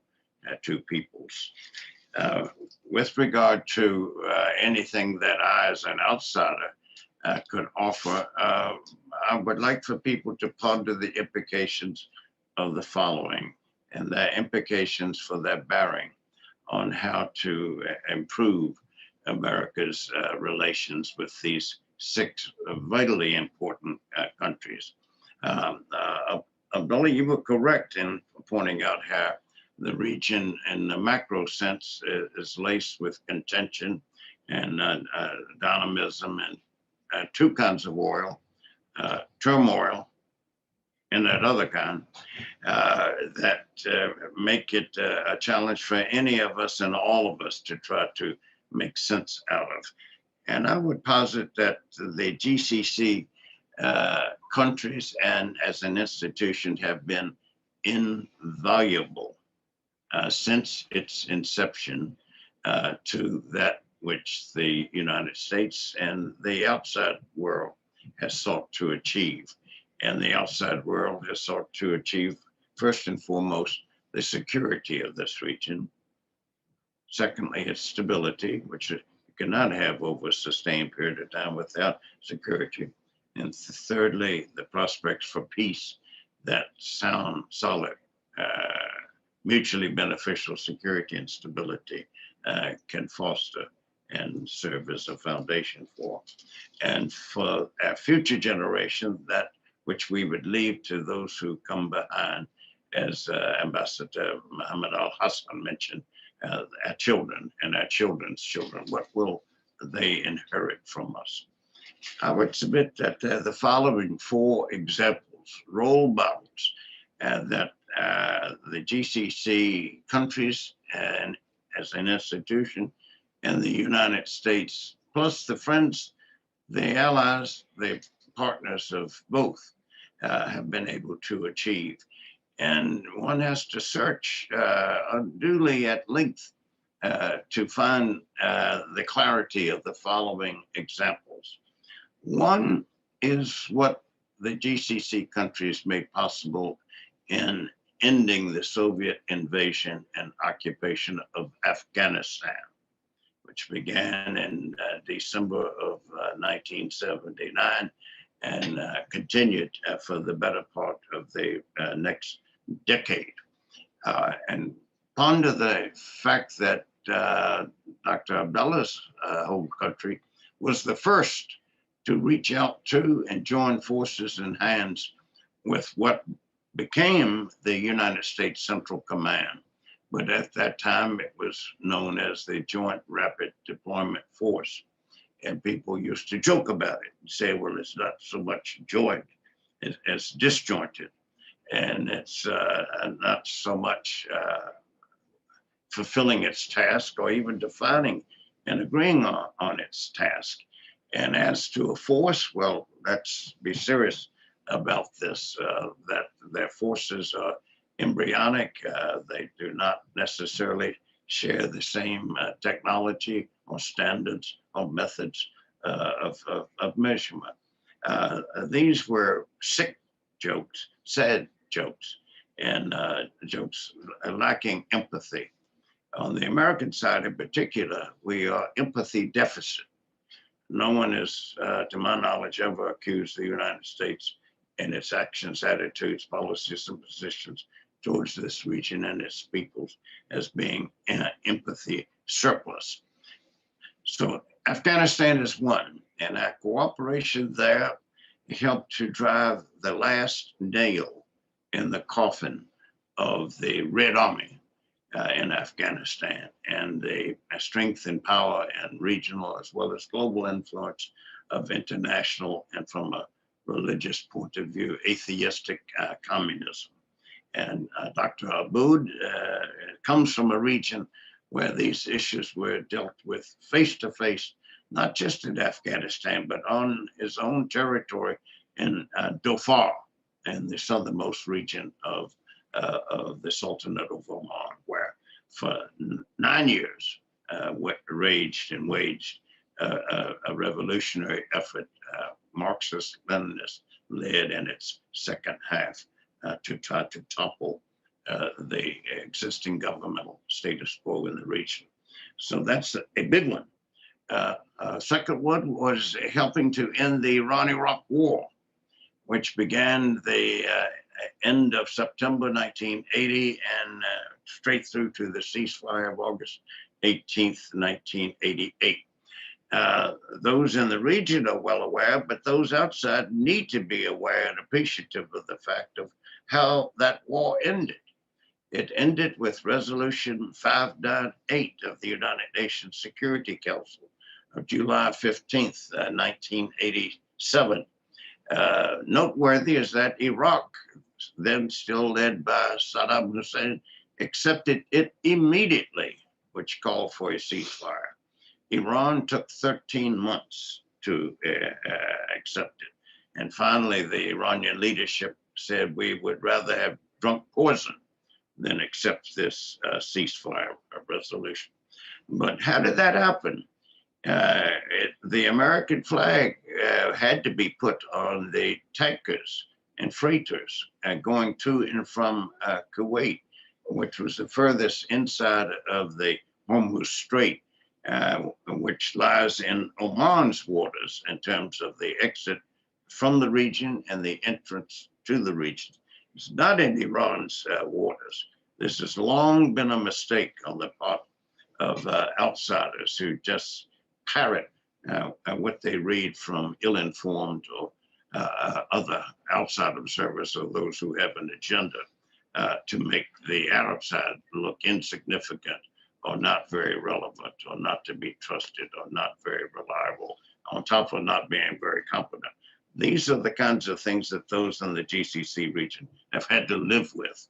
And those who are trying to build this relationship have also had to live with. But during that conflict, Oman was the chair of the United Nations Security Council at a time when the sanctions against Iraq were extracting an extraordinary humanitarian price cost on the Iraqi people, especially Iraqi children. It was under Oman's leadership on behalf of the GCC countries, on behalf of Oman, on behalf of the world, to enable humanitarian goods in terms of medicines and pharmaceuticals to be exempt from those sanctions into Iraq. The fact that the United States put its flag on these tankers sent a message to the world that the United States was committed to the ongoing governmental status quo in the region, and that war was brought to an end. Thirdly, was the Kuwait crisis. People in the West refer to it as Desert Shield, Desert Storm, but this is very much egocentric, bordering on arrogant centric, because that's the American terminology of this conflict in reversing the aggression against Kuwait. And by the way, there were Omanis serving in Qatar's armed forces and with the Qataris in the Battle of Khafji, the final battle that reversed the aggression against Kuwait. And even though they wore the uniforms of Qatar, they were buried in Oman. So this underscores the interchangeability, the intermarriages, the overlapping interconnectivity of peoples and units and clans and tribes amongst the 6 GCC country members there. That occasion, more than 500,000 Americans and other allied forces coming to the region to stand with the founding member of the GCC in terms of Kuwait. So that was number 3. Number 4 has been more diffuse, but no less significant. Indeed, you could argue it's as significant, if not more significant, than the others, and that is the cooperation between the GCC as an entity, as an international sub-regional organization on one hand, and the individual GCC countries on the other, prevented the export of Iran's revolution to the western side of the Gulf. To my knowledge, Iran is the only country in the world that has, as a part of its constitution, not the ideological agenda, but the moral, political, national, strategic imperative of exporting Iran's revolution there. I remember speaking to one of the foreign ministers of the 6 GCC countries who was designated by the other heads of state to go and speak with then Ayatollah Khomeini about stopping the effort to undermine and overthrow these governments. And this individual told me that he had asked, how long will I have in my meeting with the supreme leader of Iran? And I was told it would be 20 minutes max. But I got only 3 minutes into my remarks to the Ayatollah, and he literally told me to shut up, that I was wasting his time, that it was too late, that all, quoting now, all of you are going to get it. All of you are going to deserve what's going to happen to you. Well, it didn't happen. It hasn't happened. And a big reason is because of this GCC-US cooperation and commitment to the governmental status quo. And my final remark would be to continue to build this people-to-people side of the relationship. It's not the healthiest of any country's bilateral relationships with another if the main component is military, is armed forces there. You just look at the US government's budget there, and you can see the misappropriation of more than $1 trillion for American defense if you add in the Department of Energy's mindfulness of US nuclear facilities there. More than $1 trillion versus the paltry budgetary sums that go to Joey Hood, who you heard from earlier, and Tib Lenderking, who you've just heard from, and yesterday from David Rundell and others that you'll hear from, including General McKenzie tomorrow. I will state it straight out because I'm not a diplomat, but I would say this is wrong. This is wrong-headed, wrong-minded, and the results are not going to be the positive, lasting, enduring ones that each side, each people deserve. There are 2 free trade agreements between the United States and 2 GCC members. One is with Oman, the other is with Bahrain. There were efforts in the 1980s to discuss this kind of an agreement, as there had been with the European Union. But the ones with the European Union, which was more serious and longer and lasting, came to an abrupt end in December of 2008, just before the inauguration of President Barack Obama. I think it's in both sides' interest to renew this as an item on the agenda. What has been a US-Saudi Arabian strategic dialogue has now, of course, become a US-GCC countries dialogue. This needs to be peopled by the best diplomats and bureaucrats and civil servants that we have on both sides. And the United States has the US-GCC Corporate Cooperation Committee, which is housed here at the National Council on US-Arab Relations. And we stand ready to be part of the conversations to explore these possibilities. But look what we've already achieved and accomplished. No one can say we cannot do the difficult, or even what people 30 years ago said would be the impossible. We have done it. We can do it again. We must do it again. Thank you.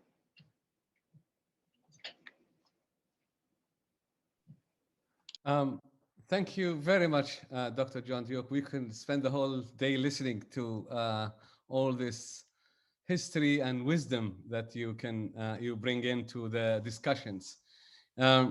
Obviously, you're someone who knows the region and the history more than any of us, and you know it from a different perspective. So I'm sure not only us at the panel, but also the participants have learned a lot from this. And I think you echo your colleagues who spoke earlier about the need to work together and the fact that we have it within our hands, that we can do it.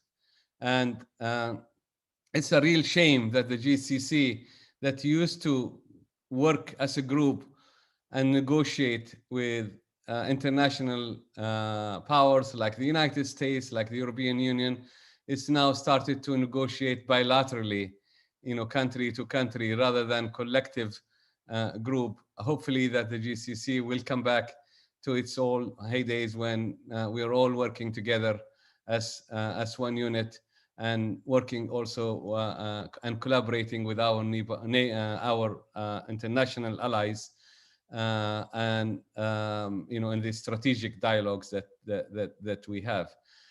And I have intentionally kept Dr. Abdullah Al-Shayji, Professor Shayji, waiting, because I know he has a lot of insights and different views perhaps from the region, and someone who writes about these issues and has got a lot of insights. And I thought that I will bring him later into the discussions so that he can also comment on some of the things that have been said, and also give us his own input.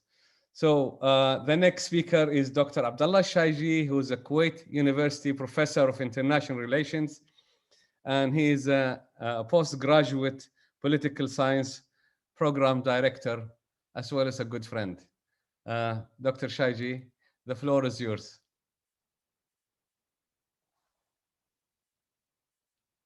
You can unmute yourself, Dr. Shayji. Has he left us? Thank you. Thank you, my friend Abdullah, for sharing this very distinguished and insightful panel. Thank you, Jean-Duc, as usual. This is probably my 12th year in participating in your annual pilgrim on our region. I thank also Pat and all the staff at the National Council on U.S.-Arab Relations. I'm delighted to be among the distinguished panels. I know almost all of them we have met, and the year 2020, in my opinion, will be for a very long time remembered as being a transformational year, not only in terms of the ravaging, catastrophic results of the COVID-19, but for its indelible marks that is leaving all over the world, and in particular in our region. There are a lot of expectations. We have been really dealt a major blow in terms of the consequences of this pandemic. Also, we have witnessed the departure and the passing away of two founding members of the founding fathers, if you will, of the GCC, the late Sultan Qaboos of Oman and the late Emir of Kuwait, Sheikh Sabah Al-Ahmed. God bless their souls, and may they rest in peace. We've witnessed also the change of 4 GCC foreign ministers, which is unheard of in this region, in Saudi Arabia and Kuwait and Oman and Bahrain. We have a new 4 fresh foreign ministers. We also witnessed the same Cold War mentality that is prevailing between the GCC and Iran. We are in the 4th year of the GCC rift that is really unhelpful, and it's really damaging the GCC unified position. The Kuwaiti mediation efforts, although it has succeeded in preventing some kind of escalation into a worse scenario, as Kuwaiti late Emir Sheikh Sabah Al-Ahmed stated in the first press conference with President Trump back in September 2017. But it has not really resolved this crisis that is really damaging the GCC since 2011 at least. We've been arguing that GCC is the only strong part of the Arab body that is really frail and disjointed.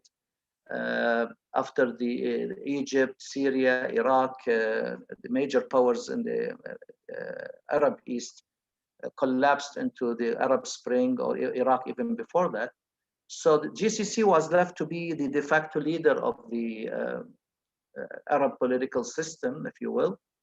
But then we have the GCC crisis and the rift that is really relegated us to the same old Arab disease of disunity and fragmentation.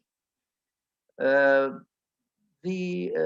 last 20 years or so, I would argue in my writings, we have really been paying heavy price for United States adventures and miscalculations in the region. If you will, I will dare to say blunders even. From the needless wars launched by President Bush 41 under the slogan of a global war on terrorism in Afghanistan, which is the longest war in United States history. Now it's in 20th year. And there is no end in sight. President Trump wants to bring the boys home for Christmas. They just announced they will reduce the numbers to 2,500, and the military brass is not happy with it. It seems even Mitch McConnell was very critical of President Trump. That's very ironic. And from Iraq and from Syria, and this really plays into the point of the what I call the trust deficit. The trust deficit between the United States and the Arab countries, the Arab allies in the region that will look at the United States with the retrenchment approach, with pulling the troops back, drawdown of the troops in a very critical time. And that really keeps the GCC leadership and other countries wondering how much could we rely on the United States if push comes to shove. We saw what happened to the Kurds a couple of years ago when President Trump decided to pull out the troops from Syria, then he changed his mind. We saw also the war on Iraq that really has played into the hands of Iran. Iran became a hegemonic power in the region, and that really heated up the Cold War, especially after the Saudis and Bahrainis pulled out their ambassadors and severed their ties, and the region was really spiraling out of control. Then President Trump did nothing when the Iranian and their proxies launched a major attack of a huge proportional severity by attacking the Aramco oil installations in Abqaiq and Khurais in the eastern province of Saudi Arabia on the 14th of September 2019. And did nothing except sending troops and sending more Patriot missiles, but that will not deter Iran from, playing a major role in destabilizing the region. And then now we have just last Thursday, according to New York Times, President Trump was asking for options to launch, to bomb Iran or Iranian nuclear sites in Natanz. And this could really bring the region into a major showdown. The year started also with the assassination of Qasem Soleimani, the commander of the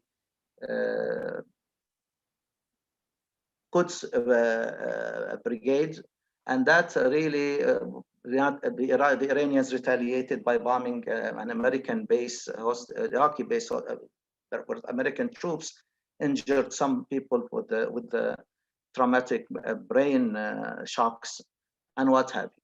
So what we're seeing now is a dynamic of lack of comprehensive policy that we are looking forward, or some leaders in the region are looking forward with apprehension, in my opinion. What would change with the Biden administration? This is the $1 million question now in everybody's mind. How would a Biden administration, incoming Biden administration, will deal with the host of these challenges that really is not helping the region from getting its act together? And the argument is that we need a functional GCC, not dysfunctional GCC.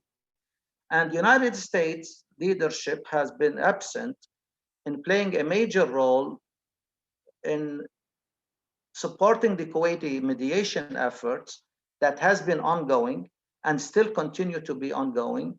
in order to have some kind of normalcy, back to normalcy. President Obama and President Trump suggested a very, very strategic project, which is MESA, Middle East Strategic Alliance. It sounds good on paper, on theory, which will have the GCC, the 6 countries of the GCC, plus Egypt and Jordan. But there was no meat on these bones. The Egyptians said, no, it's a non-starter for us. Then how could you have a strategic alliance among members that are fighting among each other? And there are the GCC crisis is also looming large, and you need to resolve the GCC crisis before you start talking about a GCC alliance along with Egypt and Jordan to counter Iran, and also to have a comprehensive and unified strategy in dealing with the terrorist organizations, Daesh, Al-Qaeda, and Houthis, maybe in the Hashd al-Sha'bi in the future. But this really went nowhere, and we're back to square zero, unfortunately. The issues that really now need to be addressed is United States to practice its leadership. We heard from Robert O'Brien a couple of days ago, a very positive remarks, but we judge actions, not words, that the United States is really interested in seeing the GCC rift ends. It's went on too long, and that this is a great approach. But then the next day, it was shut down by the UAE ambassador in Washington, the influential ambassador in Washington, Yusuf Al-Utaiba, who stated very clearly in a very contradictory manner that resolving the Qatari issue is not on everybody, is not a priority for everybody in the region or elsewhere. And that was really shocking. If it's not a priority for United States, why would Robert O'Brien would argue that now is the time to resolve this issue? So this dichotomy and this contradictory approaches by UAE on one hand and by the Americans on the other hand, and not really embracing the Kuwaiti mediation effort, is really not helpful for United States allies to be in this quandary. And there has to be, probably the Biden administration should really focus. I know the Biden administration, the first 100 days has no time to think about any issue except healing United States from COVID, from the cleavages, from the social, racial tensions. He has his hands full, incoming President Biden or President-elect Biden, if he could resolve the dispute with President Trump over the disputed elections, that everybody now clearly sees that Biden is the next president except Trump and his camp. And just half an hour ago, Biden exceeded the 79 million mark in popular vote. So what I would argue, I don't know how much time I have left, is that first of all, United States has to be, GCC has to be unified, has to be functional. The host of challenges and impediments facing us are really severe. We all face a major budget deficit. The price of oil is really going down. The COVID treatments and dealing with COVID consequences is very, very costly and very devastating. The issue is, how could the incoming Biden administration would allay the fear of the GCC leadership and people and academic like us of the engagement issue? There is a disengagement. Is it an aberration what Obama and Trump did? Obama, like behind our back, struck a deal with the Iranians, joint comprehensive plan of action. But I give Obama administration credit for institutionalizing the US GCC relationship. United States has dealt with the GCC on a bilateral basis since the inception of the GCC back in 1981 until 2015. In 2015, President Obama, for his credit, started an annual summit US-GCC summit. The first one was held in Camp David, just a couple of months before the signing of the Joint Comprehensive Plan of Action in July 2015. Then it was the year after in Riyadh, the last visit by President Obama. The second summit was a GCC-US summit. The third summit was held in also Riyadh, first inaugural visit by President Trump outside the United States was to Saudi Arabia, and that was very peculiar. And since then, since 2017, May 2017, we have not had any GCC-US summit, and that was much needed to resolve the GCC crisis. So I hope that what Ambassador Lenderking talked about, the rounds of strategic dialogue, the fourth one with Kuwait, the third one with Qatar, and the second one or the first one with Saudi Arabia, was not a replacement of the annual GCC-US summit, but it will build on, because there is a much needed assurance by United States to its GCC allies in dire times, in my opinion, to reassure GCC allies that United States is not only here to protect and to help, and America first doesn't mean America alone, but America is here. The disengagement is not as you think it is. It's overblown. A pivot toward Asia and the priority for Russia and China and to counter them does not mean that we're gonna disengage from the region. The issue of GCC-US relationship is in the mind of everybody here. The other issue is that the revisit of Joint Comprehensive Plan of Action, as President-elect Biden stated that he will offer Iran a reasonable path to a diplomatic process, which means he is thinking of re-engaging Iran over a new nuclear deal, maybe Joint Comprehensive Plan of Action 2.0. And I would urge the GCC leadership to have a place on that table. There has to be an involvement by the GCC. I was probably one of the few ones who argued back in 2014 when we found out that there was the secret negotiations between the US administration, Obama administration, and Iran in Oman, of all places, that there has to be 5+1+1.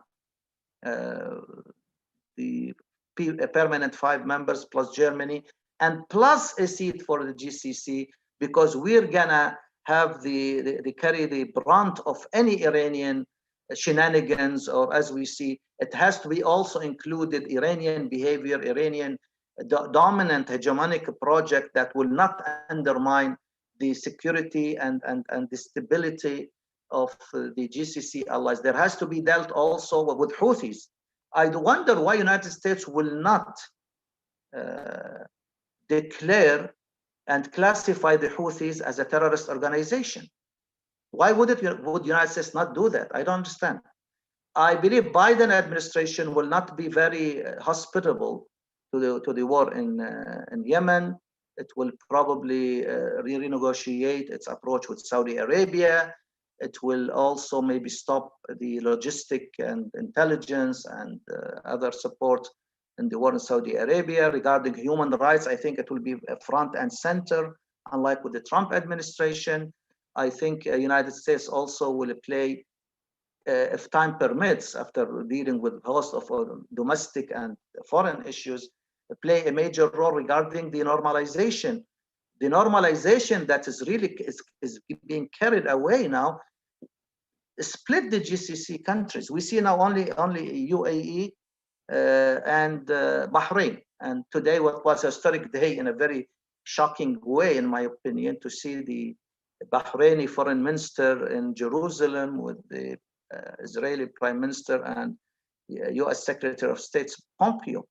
But you have really, if all Arab countries would normalize with Israel, if you not resolve the Palestinian issue, you have not done nothing. You have really to deal with two-state solution. You cannot normalize with Israel and say, oh, we adhere to this two-state solution. because you are flipping the formula on its head. The Arab Summit back in 2002 in Beirut, for the first time, the Arabs agreed on a comprehensive peace plan, peace for land, or land for peace. You withdraw from Israel, withdraws from all the occupied Arab territories, including East Jerusalem, including Golan Heights, including West Bank, including some farms in southern Lebanon, and all Arabs would normalize relations with Israel. And the Palestinians will have their state solution, their state with the East Jerusalem as its capital. Thank you very much. What's going on is now adhering to Netanyahu's formula, which is peace for peace. You normalize with me, I normalize with you. If you do not resolve the Palestinian issue once and for all in a very comprehensive and just manner, I think what we are seeing is a peace process that without tangible and very, very needed results, because this will resolve many other issues that's still hanging. We see that, I mean, you have to go back to also the UNRWA that President Trump cut off all aids from. You have to engage with the Palestinians with the hope of two-state solution, the refugees, the borders. So maybe we are asking too much from a Biden administration that is going to be bogged down with too much troubles and too much issues and fragmentation and even legitimacy. I mean, 70% of the Republicans believe that the President Biden did not win the election. I mean, this president will have legitimacy issue, and this really gives the United States a bad image all over the world. The United States was the beacon, or is the beacon still, in my opinion, of hope and of freedom and democracy and human rights.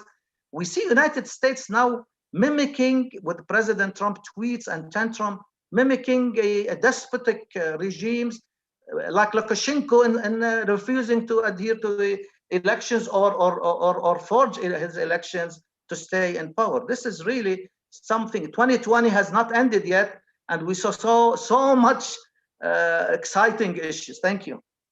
Thank you so much, Dr. Abdullah. We're trying to kind of keep to the time, but I know you got a lot of points to raise, and that's why we kept you towards the end, because I know that you will respond to some of the points that were raised earlier. I think now we are going to have the final say and the final contribution, and last but not least by Ambassador retired Susan Zada, who was a former U.S. Department of State Bureau of Near Eastern Affairs Deputy Assistant Secretary, and was former United States Ambassador to Qatar, as well as Middle East Institute Board of Governors member. And Ambassador Zada, I am sure you heard everybody, but we want to hear also from your perspective, where is the future? Where are we going with this? We've talked about the past, we talked about the present, but we are now moving towards the future and the future of the generations that have been talked about earlier. How do you see this relationship going on? Maybe you can enlighten us on that if you like. The floor is yours. Thank you, Dr. Abdullah, and may I say how delighted I am to be with all of my esteemed colleagues and people I consider very good friends. So it's a welcome opportunity. Thank you. I was asked to address the issue of the incoming Biden administration and potential relations with the GCC and what that's going to look like.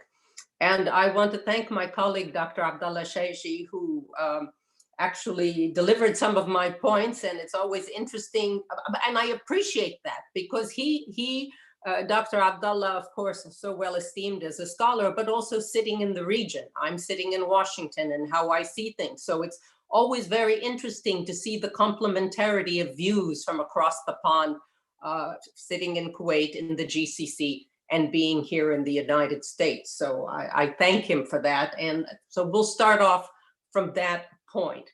I think, there's a lot to be said for the concern about US retrenchment, disengagement. Are we pivoting to Asia? This is always a big topic and concern for the GCC countries. But I would posit that overall the posture of the new administration and President-elect Biden's administration, that relations will continue as they have for quite a bit of time. I'm not saying that there won't be some changes. I think it will not be as transactional in nature, relations between the US and the GCC countries as it was under the Trump administration.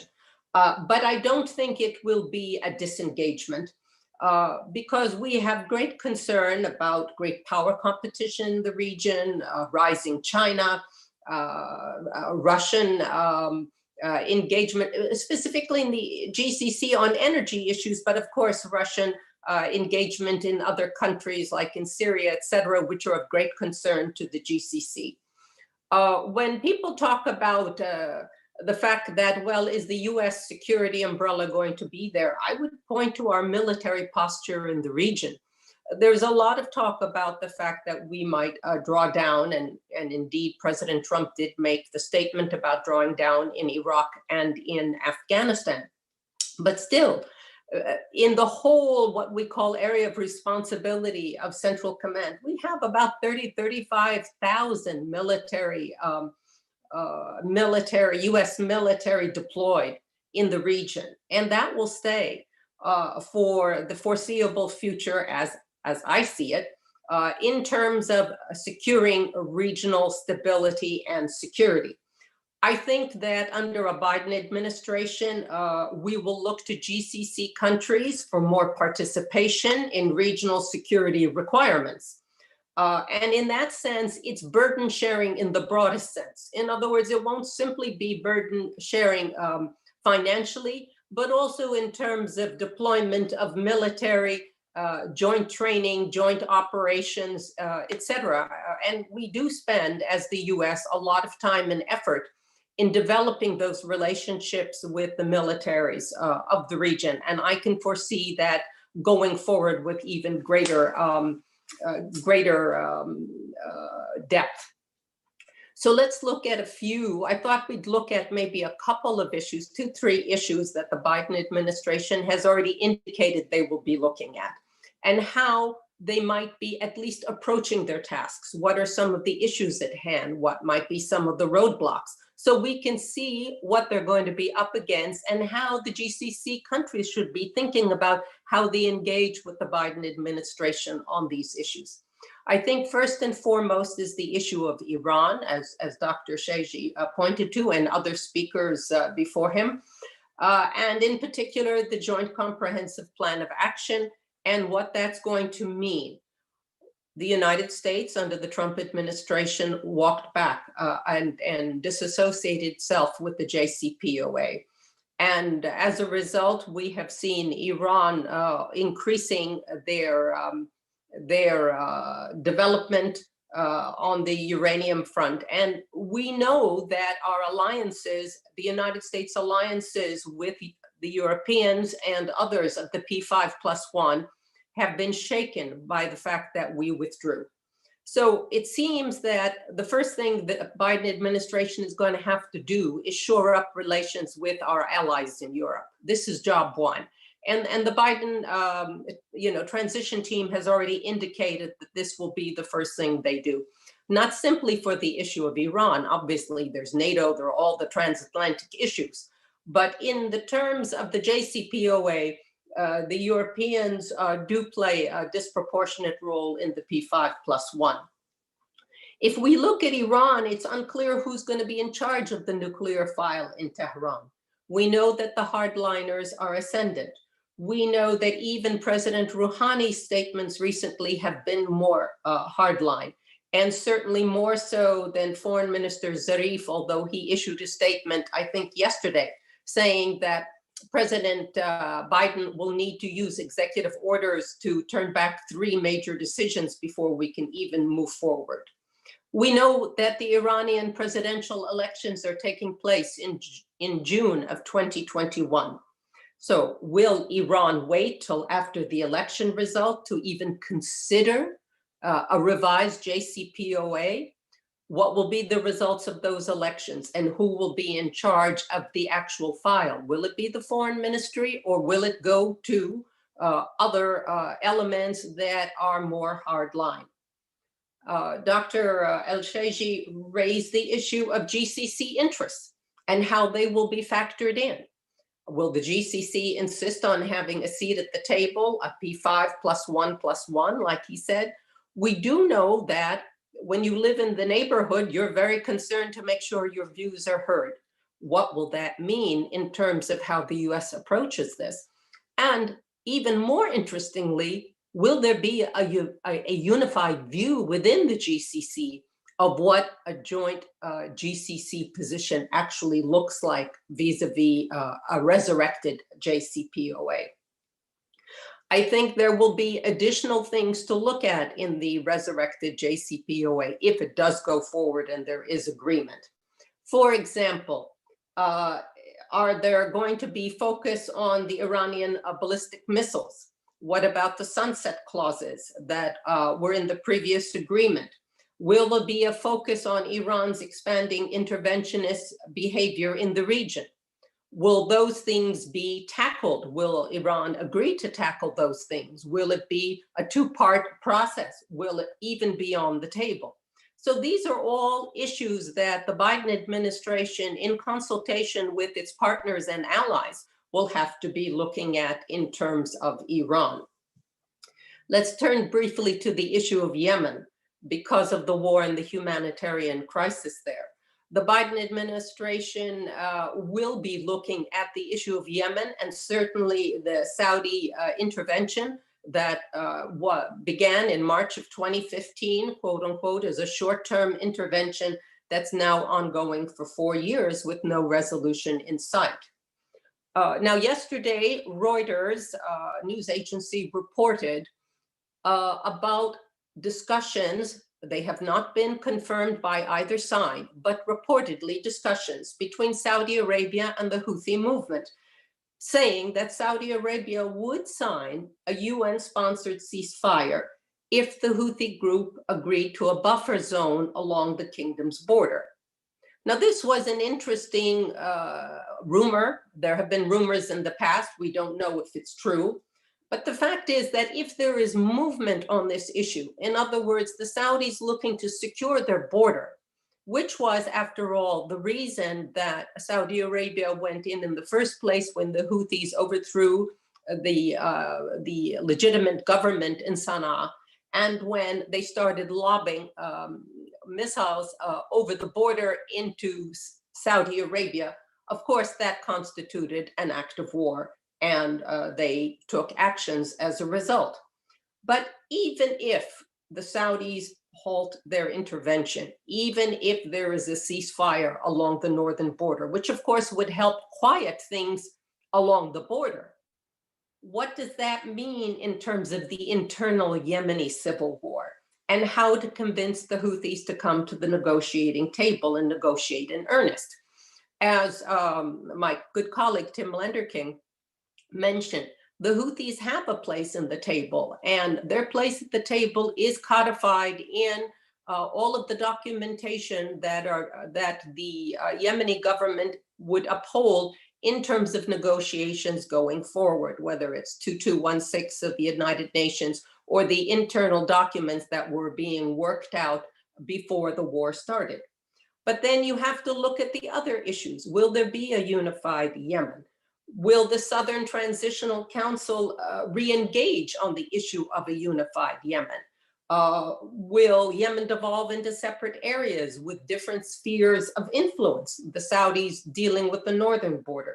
The fact that the UAE has relations with the Southern Transitional Council in Aden.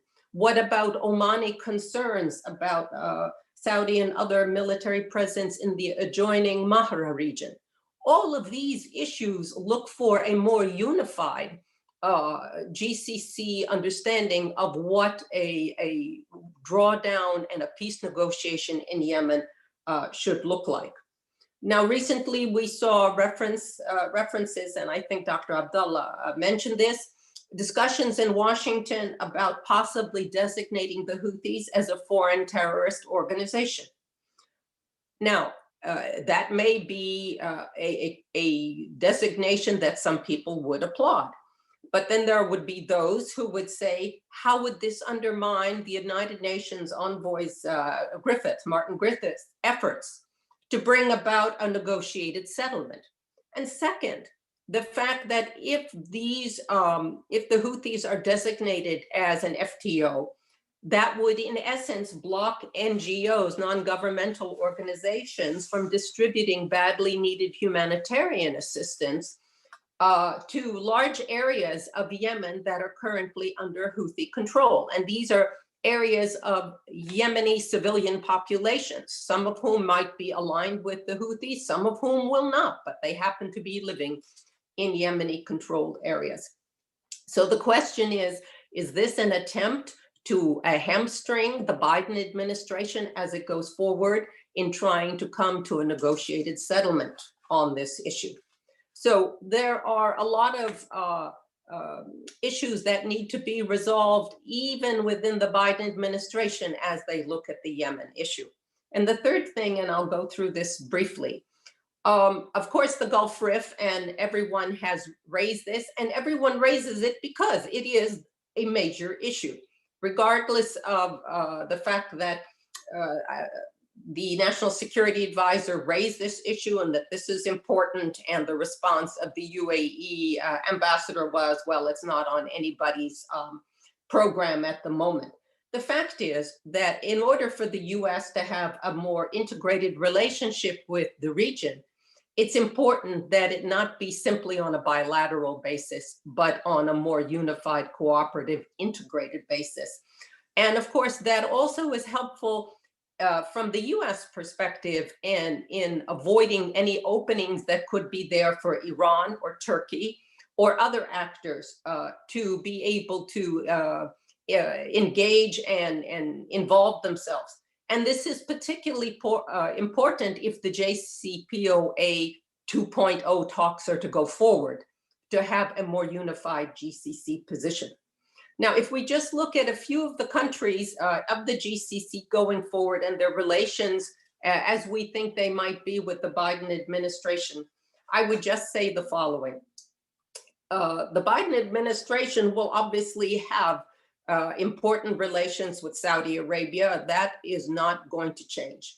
But I think there is concern within the Biden administration and within the Congress on the issue of the role that Saudi Arabia has played in Yemen, and of course, the long lingering questions about the death of Jamal Khashoggi. And there is no question that there are certain steps that a country like Saudi Arabia potentially could do that would at least be welcomed by a Biden administration.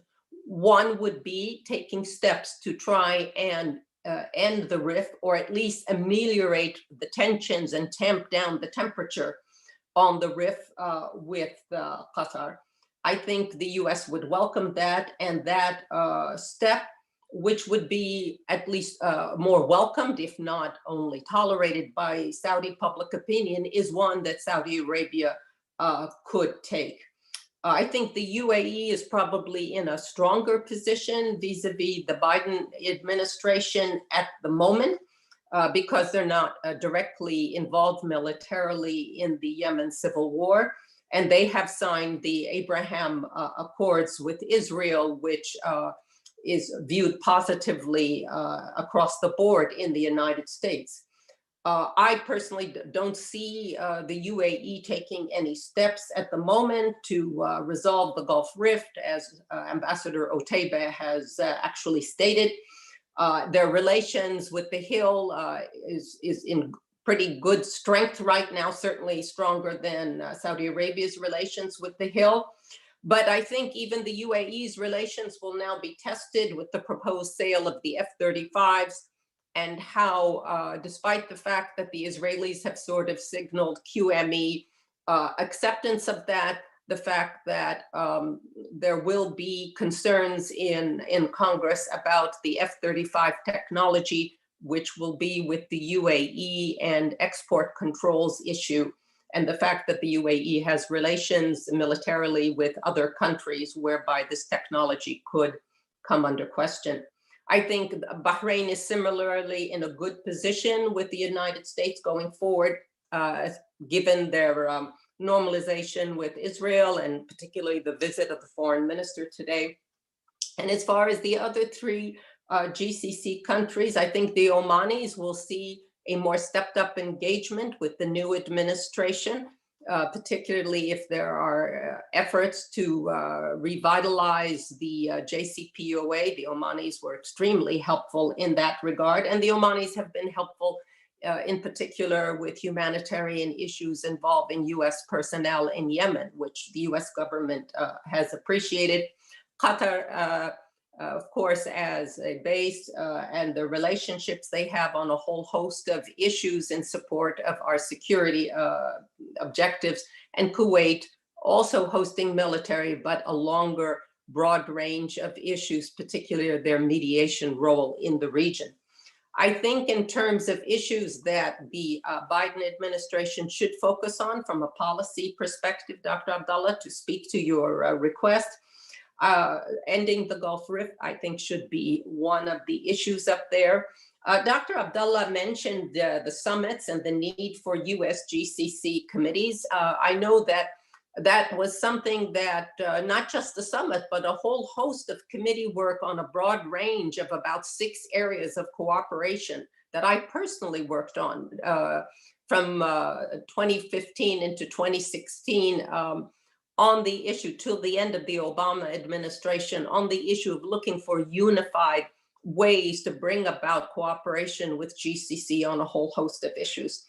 And last but not least, I think this administration, incoming administration, will take a tougher stance and make a greater push on human rights and democracy, governance, rule of law, and building on people-people linkages in a way to broaden the relationship away from simple military engagement and security, and to assure the fact that American values are upheld not only in the United States, but around the world. So it's a tall order. Thank you.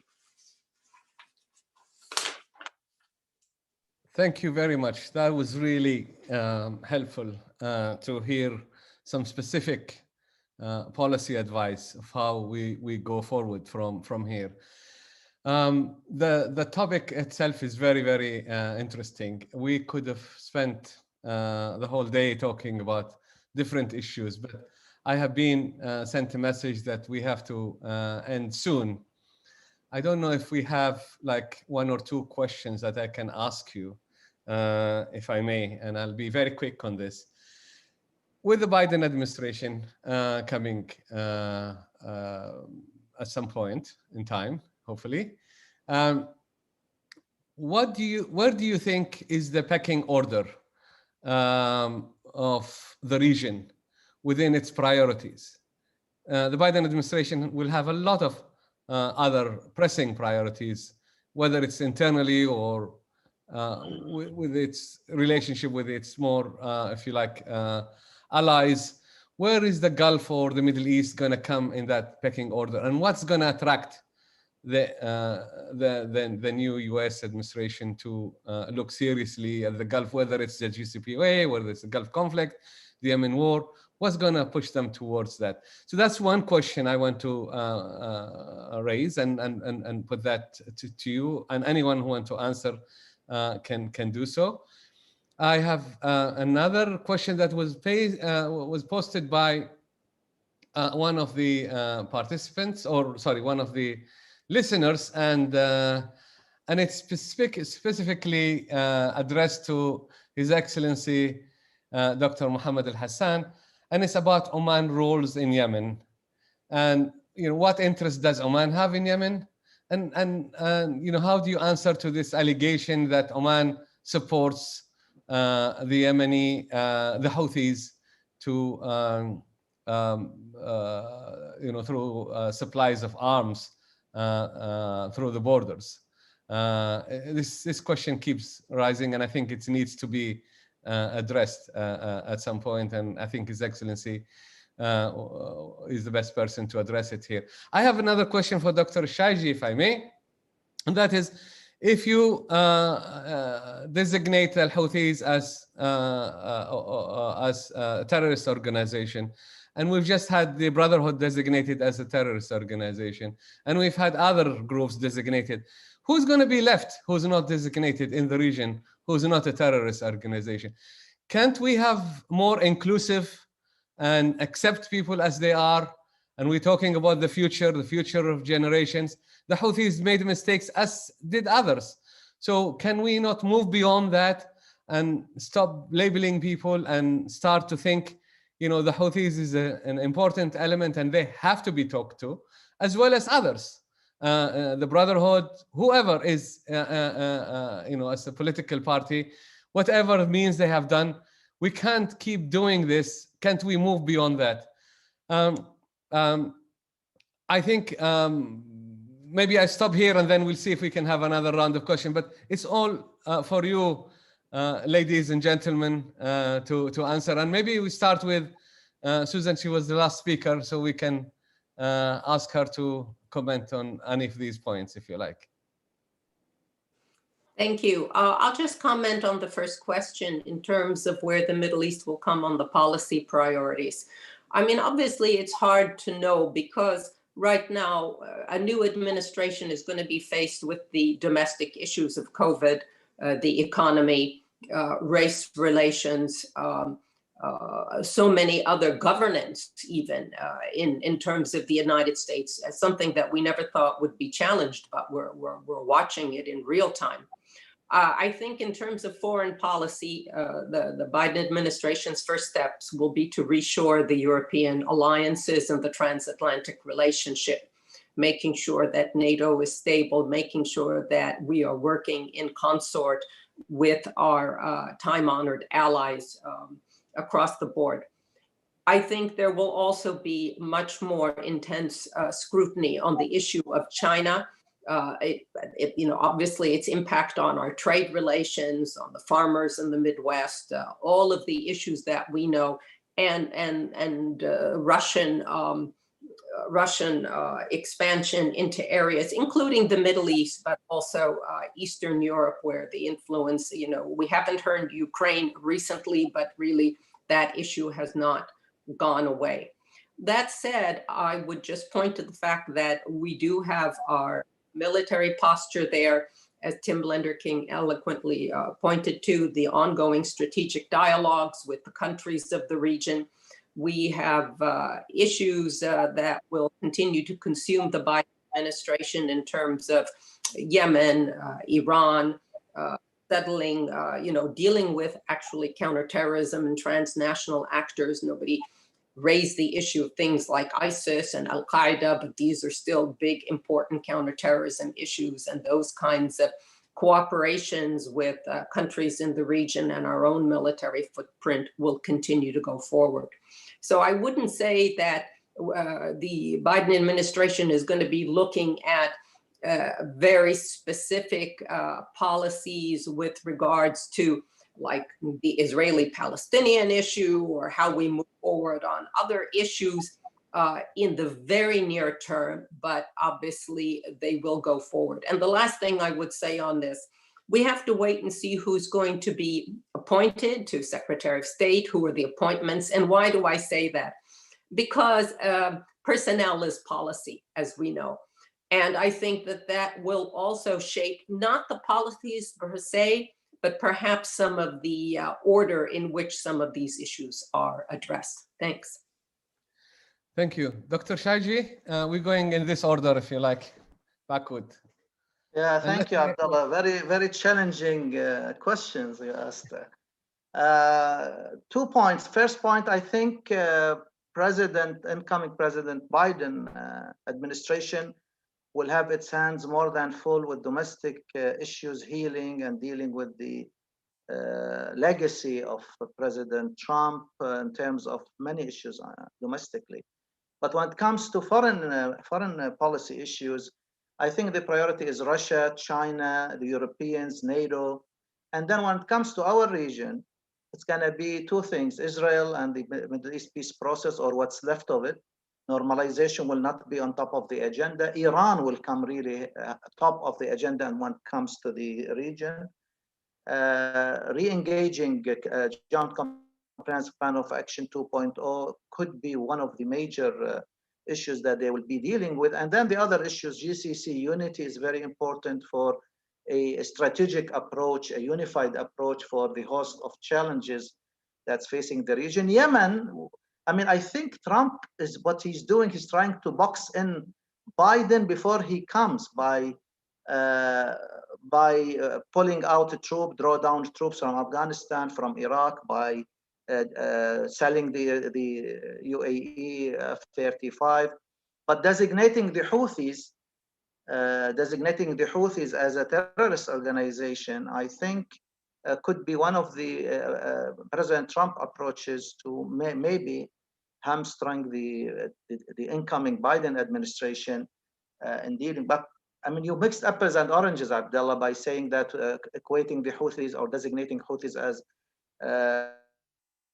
foreign terrorist organization with the Ikhwan al-Muslimin is just stretching it too much. I mean, these Houthis have carried out a coup d'etat against a legitimate regime in Yemen, and they have been engaged in attacking civilian areas, civilian targets. So you cannot compare Ikhwan al-Muslimin with the Houthis, who are a Iranian proxy in any way. And Iran is really dealing with Saudi Arabia through a proxy war in Yemen by the Houthis. So, I mean, we cannot mix up Ikhwan with the Houthis, but this is a message that should have been sent long time ago. I agree with Susan, what she stated. Yeah, this would really curtail the dealing with the humanitarian aid that will go into the Houthi-controlled regions in Sana'a and in the other regions. But then what? I mean, you need a game-changing approach in order to end this mess and also contain Iranian ambitions and deal with Iranian hegemonic project. Thank you. Thank you, Dr. Shayji. Dr. John Duke. Thank you, Dr. Abdullah. I think going back to your question, can we not move beyond this mindset of shunning people as though they are lepers or have some contagious political or ideological disease? If you want to resolve these issues of conflict, there's no statesman or strategic-like approach that makes any sense to me unless you have a communications line to the people who have either begun that conflict or who are sustaining it. To say, oh, no, it's the opposite is BS. Look at Vietnam, for example. The United States pushed and pushed and pushed Hanoi and the Viet Cong to recognize the Republic of South Vietnam as a condition for the U.S. Withdrawal in ending the conflict. Hanoi refused, the Viet Cong refused, and we were left with no choice, a strategic objective being to get out of the war and to have peace and security and stability in the region, but to speak with them. And we did for months on end in Paris with Hanoi's representatives and the Viet Cong, both of them together. And had we not done so, there would be more than the 58,000 names of Americans who were killed in Vietnam on a memorial in the center of Washington, D.C. There would be more than the 1.3 billion Vietnamese who died in that conflict. Similarly, Algeria. One French government after the other demanded of the Liberation Front, you must recognize the rights of the French 1 million citizens in Algeria and to have them exempt or immune from your nationalistic aspirations to be sovereign and independent. The FLN said, no, no, no. As it was, at independence, 1 out of 8.5 Algerians was an orphan. So that war would have continued if the de Gaulle government had not gone directly with the FLN. Same thing with the British in Rhodesia, and with Ian Smith representing Rhodesia and Nyasaland. The US and the British both pressed him to deal with the nationalists, the guerrillas. And he said, no, no, no, but they're terrorists. And we said, do it anyway. And he did it anyway, and the conflict stopped. You can go back to the American emergence as a nationally sovereign country. It was only when the British agreed to stop the fighting, stop resisting the legitimate rebellion, October the 18th, 1781, Yorktown, Virginia, that it stopped. So, and I could give you other examples, same thing in Yemen next door. The British and others did not want to deal with the National Liberation Front there, the Jabhat. But in the end, they did. And when they did, it stopped. Those are 5 examples. We can go on and on. So I'm with you on let's go beyond painting as lepers those who have ideological inclinations that we find not only distasteful, but dangerous and unacceptable. You want peace? Be serious about it. You want a region to be secure? Be serious about it. You want to have security, stability, peace, and prospects for prosperity? Be serious about it. Thank you, John Duke. We're going to change the order slightly, if we may, and because I believe that His Excellency Mohammed Al-Hassan has to leave us. So maybe we start with him and then go to Tim. Your Excellency, do forgive us, Tim, please. Do forgive us, Tim, as well. Thank you very much. Well, I'll answer the question that you have posed towards me. What is Oman's interest in Yemen? The answer to that is peace for Yemen and the region. Regarding the allegation leveled at my country, I have not heard these allegations officially. They circulate within some news. But let me just say one thing, that Oman, from day one of this war in Yemen, has refused to take part in this war. Despite false claims, allegations, and at times intimidations, we still refuse to be part in this war in Yemen. We believe the Yemenis are capable, with the help of the international community, to settle out their differences. My last words, if you would allow me, Dr. Abdullah, I believe the destiny for the security and stability of the Gulf lies in the hands of the people of the Gulf. Yes, the United States has a role to play, other countries has a role to play. There are also new partners to the Gulf, including China, including India, but at the end of the day, their future, their security is in their hands. And this cannot be given just like that. And let me just conclude by this word. We all the Muslims are Muslim brothers. So having to say this, I don't believe when it comes to diplomacy that sometimes putting political groups under the terrorist list is the right way forward. It has produced catastrophic results, and I believe that the international community, with the help of the United Nations representative to Yemen, they're doing a good job, and hopefully soon we're going to come into an end to this crisis in Yemen. I hope so. Thank you. Thank you, Your Excellency. I believe you're going to leave us, so we want to thank you. If you stay, you're most welcome. We're finishing in 1 minute or so because I think we passed on the time. Tim, it's all yours now. Thanks. Just 2 quick points. On the first question of the Gulf, the Middle East priorities, I would just add that we're going to find that if we turn in any direction in the Middle East, you're going to need the Gulf countries. If you want to solve the Libya crisis, you got to work with UAE and Egypt, of course. If you want to solve Yemen, you got to work with Oman and Saudi Arabia. If we want to get Sudan back on its feet, which it's recently normalized with Israel, it's off the terrorism list. But they're undergoing a very important transition here as well. So if we want to help Sudan out, the Gulf countries are going to need to be part of it. And that's again where the rift is a problem, because we don't want Qatar and the UAE, just to pick 2 examples, to be competing against each other for spheres of influence in some of these regional conflicts. So we need the Gulf countries to be working together.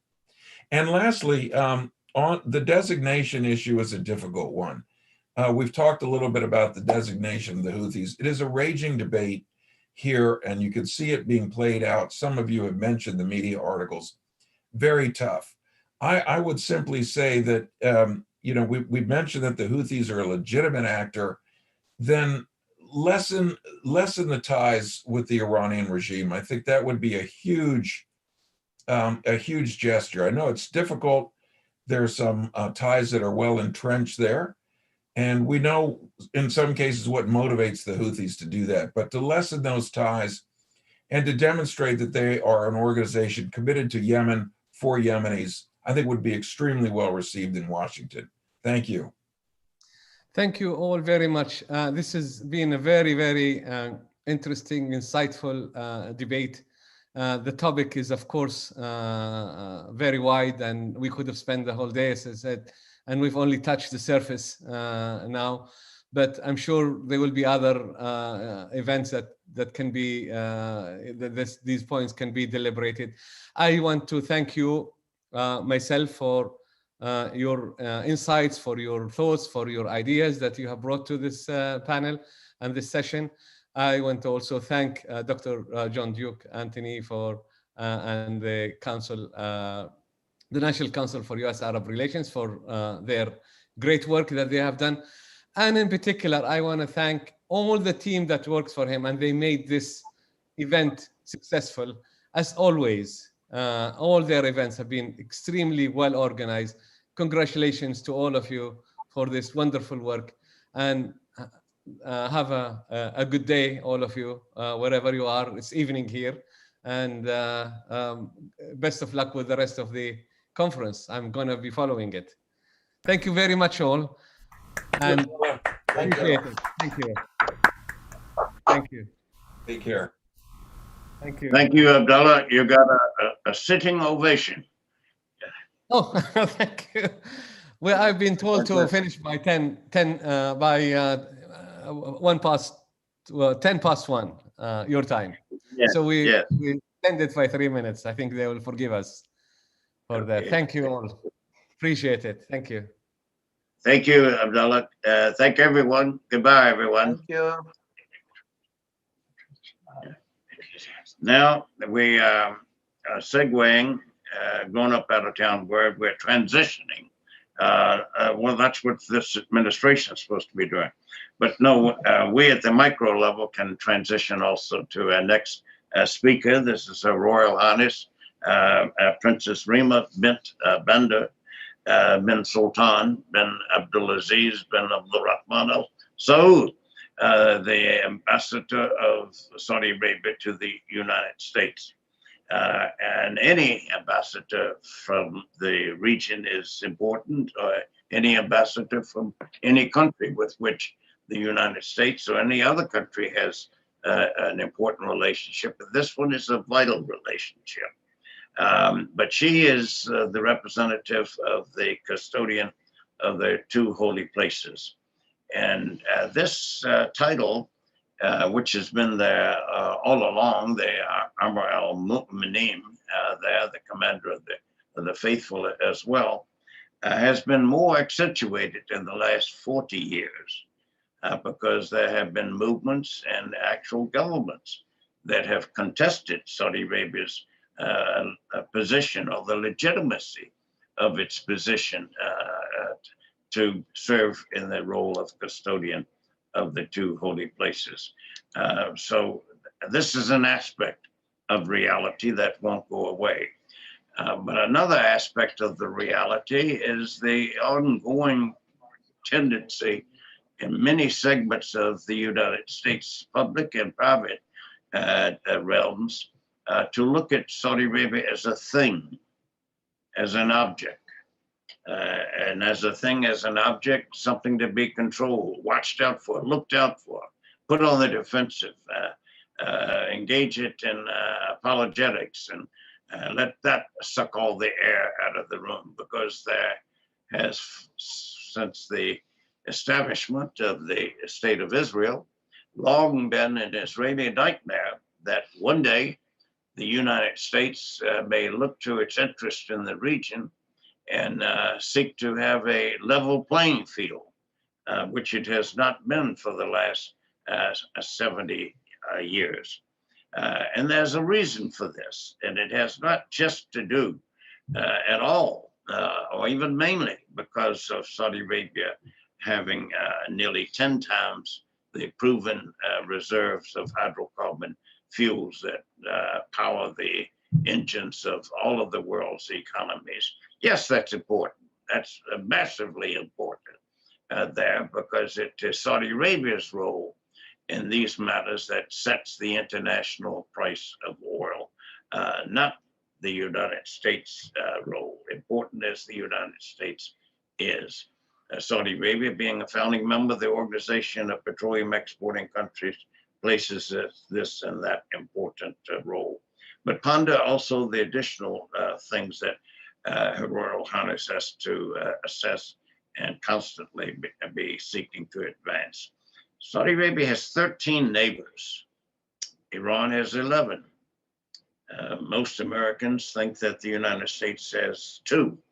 A great one, a nice one, a peaceful, pleasant one to the north with regard to Canada, 3,000 miles, largely unpoliced border between the two, and Mexico, which, despite the histrionics and the emotionality of migrants and children being kept in cages, etc., on the borders and taken away from their parents. We're talking about hundreds of these. Mexico is seen as a vital neighbor and overall a very positive one, given the mutuality of benefits between our two countries. And in reality, though, America has more than 2 neighbors. There was a vice presidential candidate several elections ago from Alaska. She was the governor there. And she reminded everyone that every day she looked out on a third American neighbor, namely Russia, because she came from Alaska. And then, of course, if you're in Georgia and Florida, you look out into the Atlantic and you see Bermuda there. Or if you're in South Florida, you look out and see Cuba and Haiti and the Dominican Republic and Jamaica and other entities.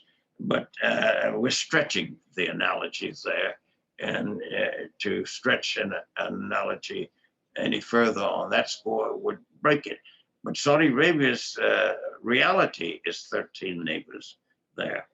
Almost all of them are envious of what Saudi Arabia is, where it is, and what it has. And so managing those bilateral relationships with just those 13 countries is a monumental task. And it's one that no one country can do alone. But Saudi Arabia, in its partnership with the United States, going on now nearly 80 years and counting, there has been able to succeed in maintaining its governmental status quo with regard to its governmental structure and its governmental system, and by and large, the political dynamics that drive and govern and determine both. But strip away the energy aspect and the neighbor aspect there, and what you have is a situation where Saudi Arabia is vitally important to the United States and to most countries, not just to the people of America there. because of its role as the custodian of the two holy places there. Of the five commandments, requirements of a pious Muslim, one of which is to pray 5 times a day. The direction is not Washington, D.C., nor is it Paris, London, Beijing, or Moscow. No, it's Saudi Arabia, in particular to Mecca. And another one of the 5 requirements is to make a pilgrimage once in a person's lifetime, if she or he is a pious Muslim, not to Washington, Paris, London, Beijing, or Moscow, but rather to Mecca, and if at all possible, also to Medina, the burial place of the Prophet Muhammad, peace be upon him. Her Royal Highness brings to this position a different kind of ambassadorial training. Hers has largely been in the realm of philanthropy and charitable work, because in Islam, in the East in general, the 2 highest principles around which to judge whether one is morally closer to what an almighty would prefer. One is justice. That's at the top of the list. Justice, justice, justice. Inclusive in this sense, of course, of the Palestinians who still strive for their nationally sovereign and independent state with its capital in East Jerusalem there. But she has been involved in the empowerment of women. She was the founded leading champion of progress on breast cancer for women in Saudi Arabia.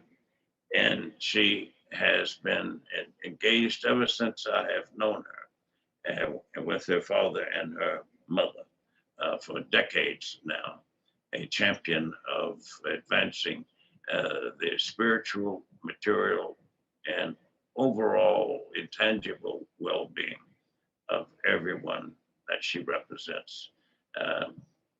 Please join me in welcoming Her Royal Highness Princess Reema bint Banda bint Sultan bin Abdulaziz Al Saud, the ambassador of Saudi Arabia, representative of the custodian of the 2 holy places to the United States.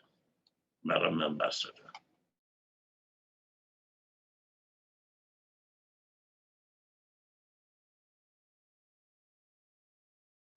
Good afternoon, ladies and gentlemen. I want to thank Dr. John Duke Anthony and the National Council on U.S.-Arab Relations for the invitation to speak with you today.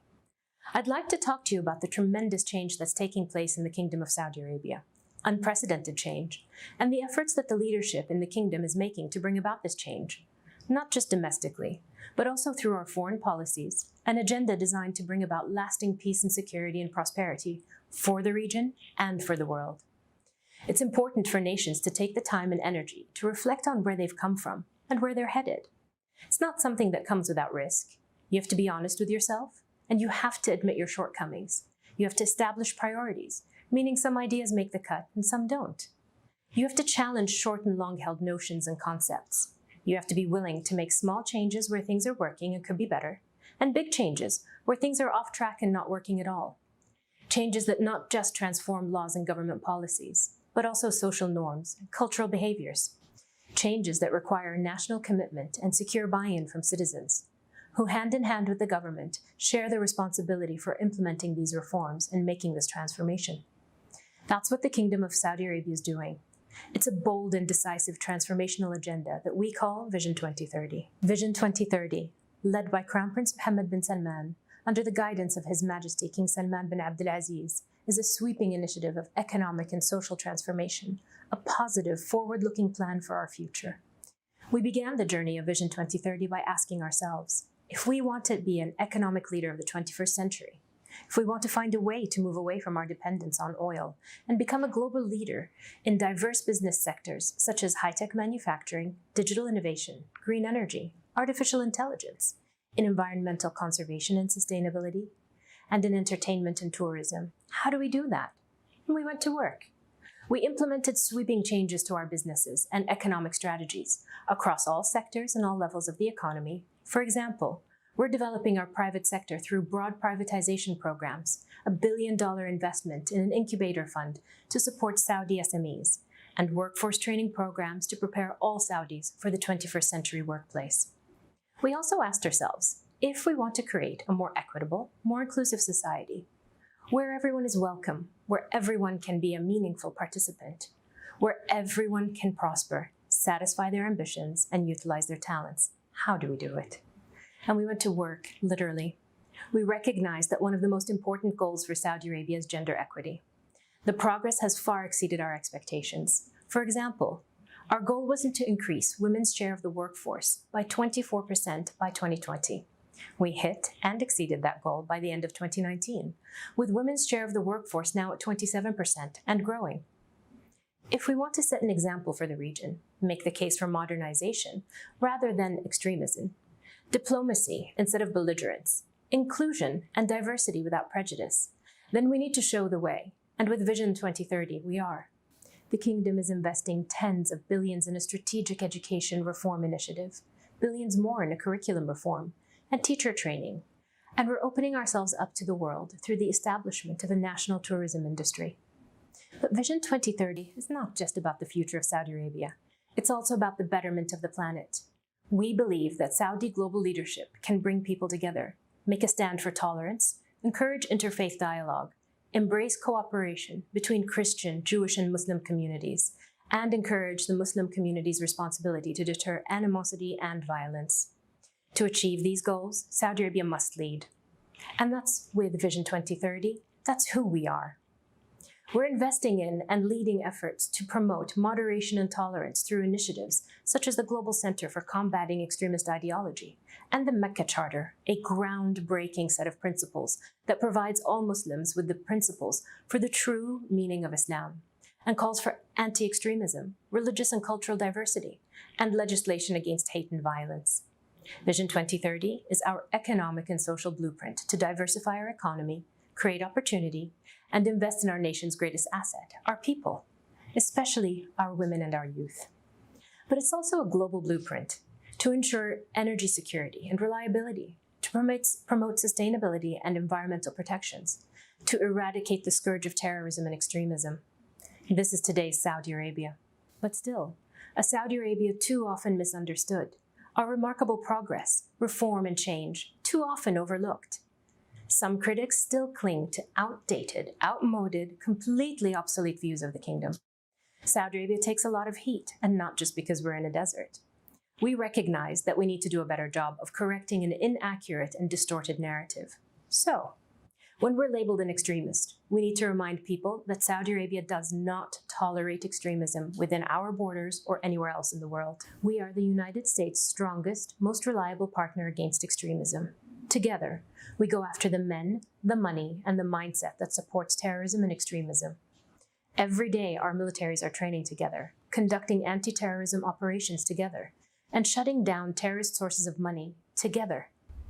When it's suggested that our recent social changes are somehow only for show, not real, we hope that people are able to see our remarkable progress, that women now have private and public sector leadership positions, that women's participation and empowerment is a driving force in the nation's workplace, that the creative arts and entertainment are flourishing, pushing the boundaries of expression, challenging what was acceptable, that cinemas and theaters are opening, concerts and performances with international entertainers occurring, and street festivals taking place all over the country. To give you just a small example, last year, the nation's General Entertainment Authority hosted more than 6,000 events across the country, with more than 27 million in attendance. When we are challenged on human rights, we need to better explain that change doesn't happen all at once. Change is incremental. Progress is not a straight line, but curved. And that what matters most is that the bend of the curve is towards equity, equality, diversity, and inclusion, in line with our values, culture, and traditions, and ours is. We're reforming our judicial system, modernizing it with meaningful systemic reforms. Our social reforms are opening doors and cracking the glass ceiling for young women and girls. No longer do women have to look beyond our borders for role models, CEOs, athletes, soldiers, ambassadors. The barriers to women are falling, and women are making their mark on the kingdom. There is no turning back. We don't want to turn back, and we won't.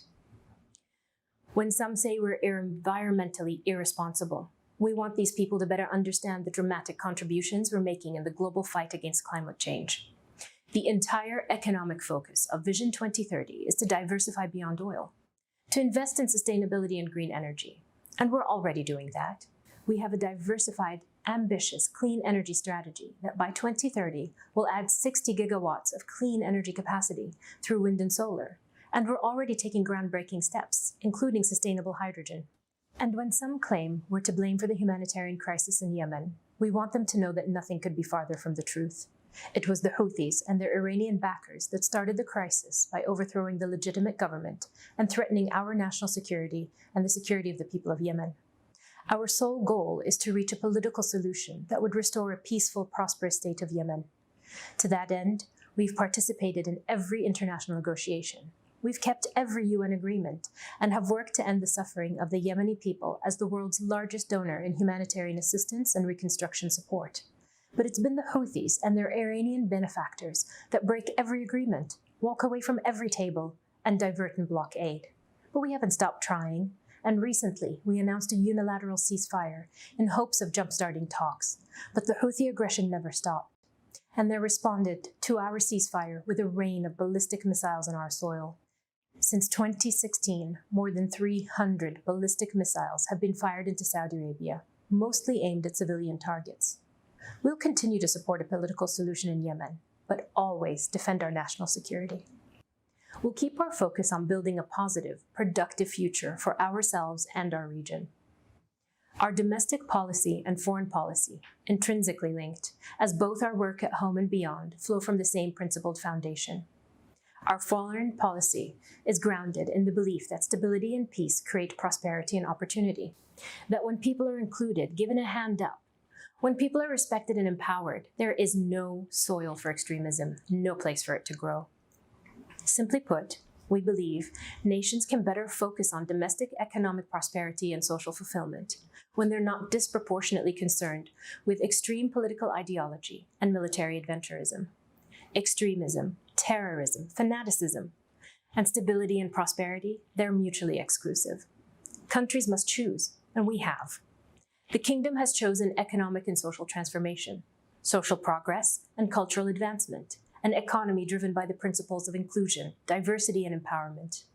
Investing in our people is in a visionary economy that creates boundless opportunities and builds a better, healthier planet. This is the region, the world we imagine.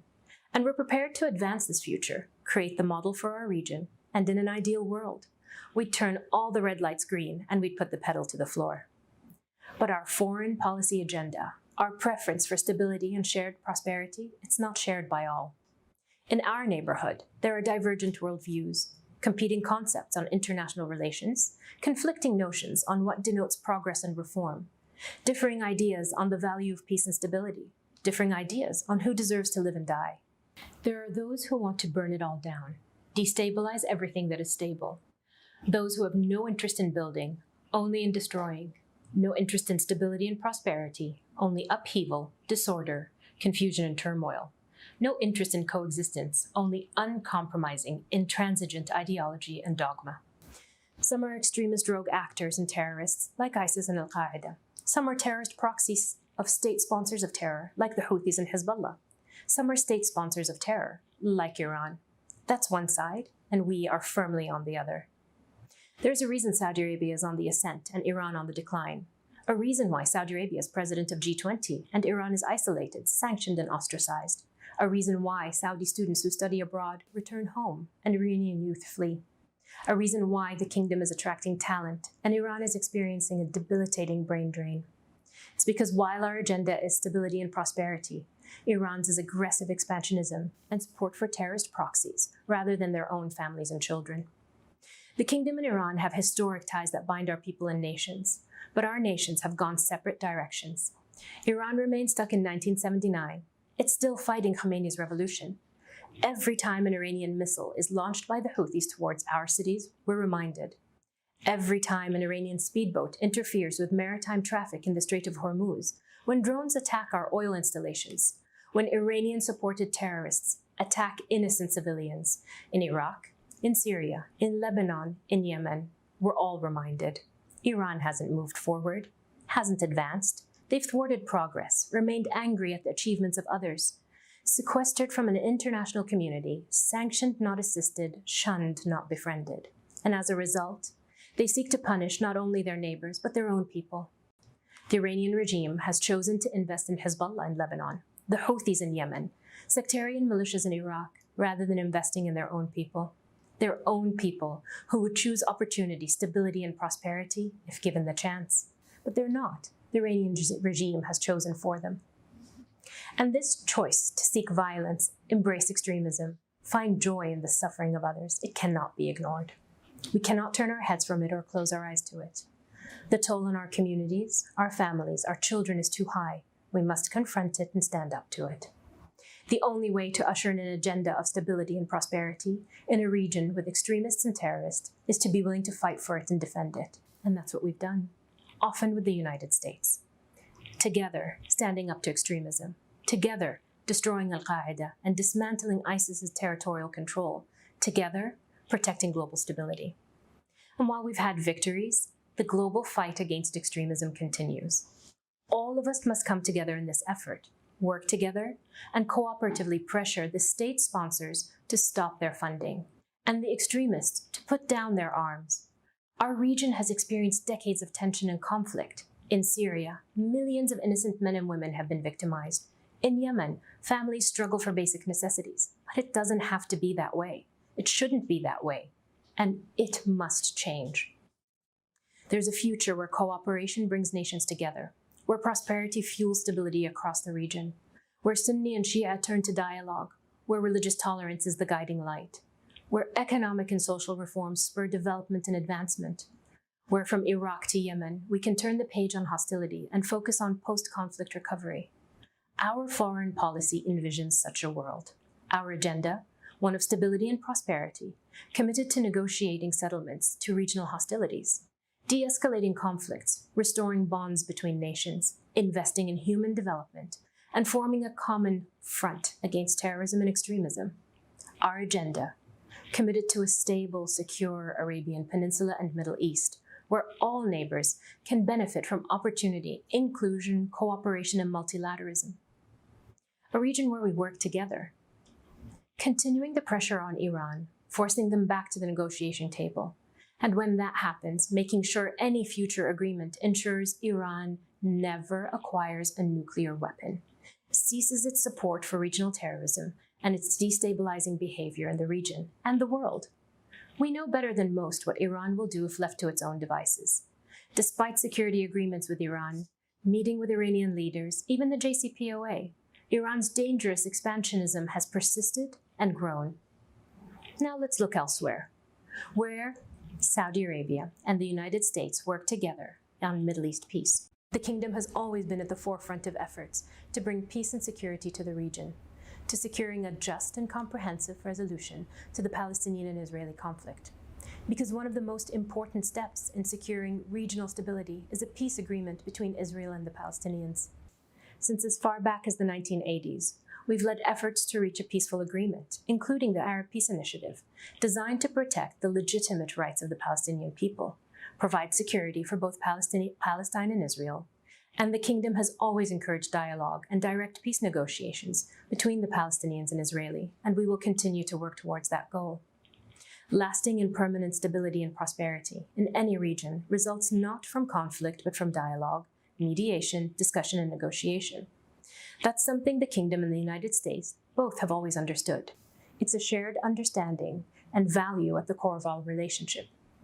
A relationship established 75 years ago during a meeting between US President Franklin Delano Roosevelt and Saudi King Abdulaziz. Two leaders who didn't know each other well, but knew in the realignment of the post-Second World War world that new friendships and partnerships were essential to peace, prosperity, and global stability.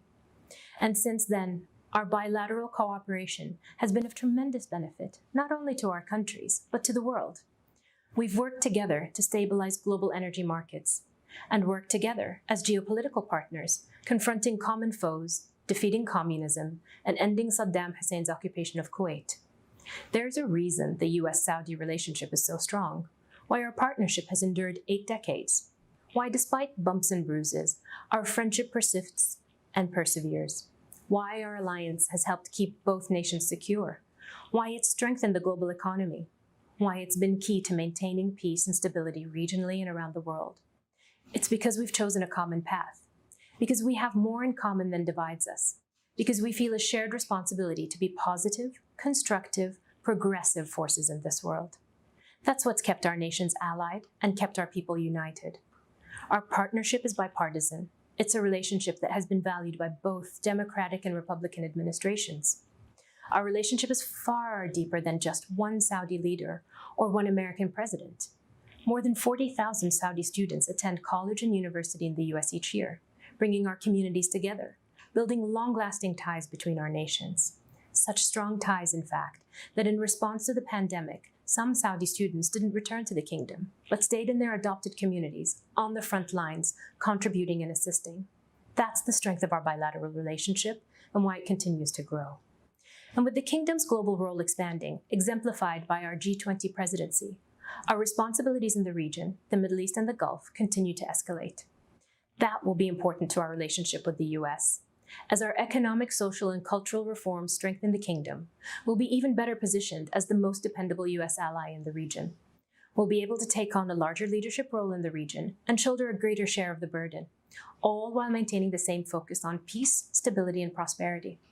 We believe our region is stronger when it's more secure and prosperous, and we're willing to work with anyone who shares those values. The Arab world is at the crossroads of the world. Historically, it's been an incubator of ideas and thought, advancements in medicine, great literature, law, and philosophy.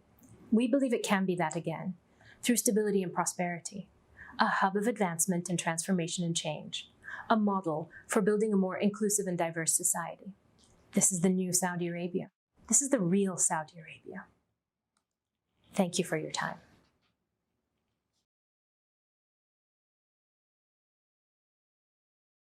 Anyone who shares those values. The Arab world is at the crossroads of the world. Historically, it's been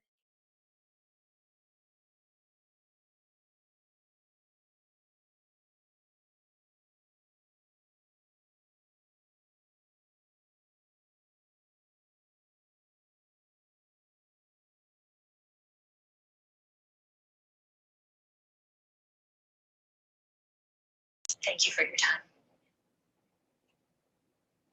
What?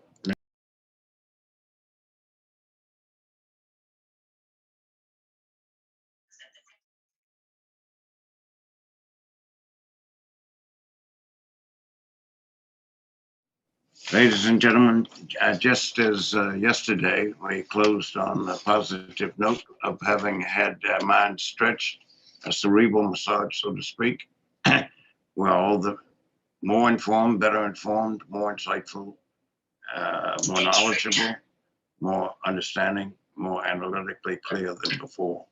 And we would like to end this second day and segue to the third day tomorrow by yet another recital by a superb classical Arab musician. We closed on the positive note.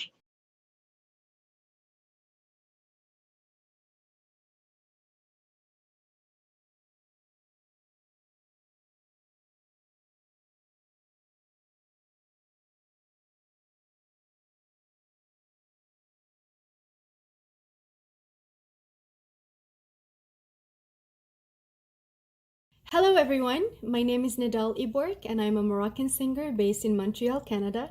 I am very pleased and honored to be with you today in the Arab-U.S. Policy Conference in Washington, D.C. The next song that I'll be presenting to you is dedicated to all women in the Arab world and specifically in the Gulf region. The song is performed by a well-known Saudi singer, Muhammad Abdu. I hope you will enjoy it.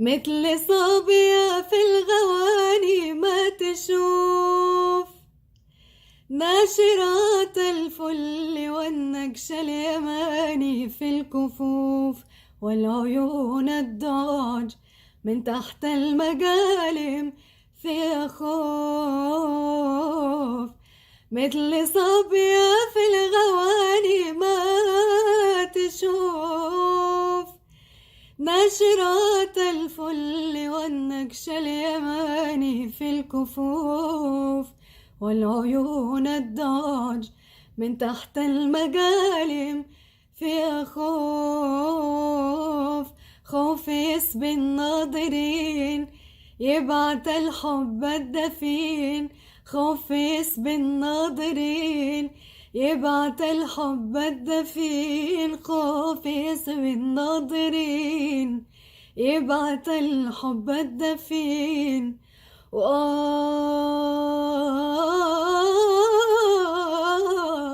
يا معين اعذروني في الهوى يا أهل الملام، والسباب نظرة وربي قد بلاني بالصيام، لو حصل مرة ومحبوبي دعاني باهتمام، اعذروني في الهوى يا أهل الملام، والسباب نظرة وربي قد بلاني بالصيام، لو حصل مرة ومحبوبي دعاني باهتمام، أنسى روحي والأنين والهوى عندي مكين، أنسى روحي والأنين والهوى عندي مكين، أنا أنسى روحي والأنين والهوى عندي مكين.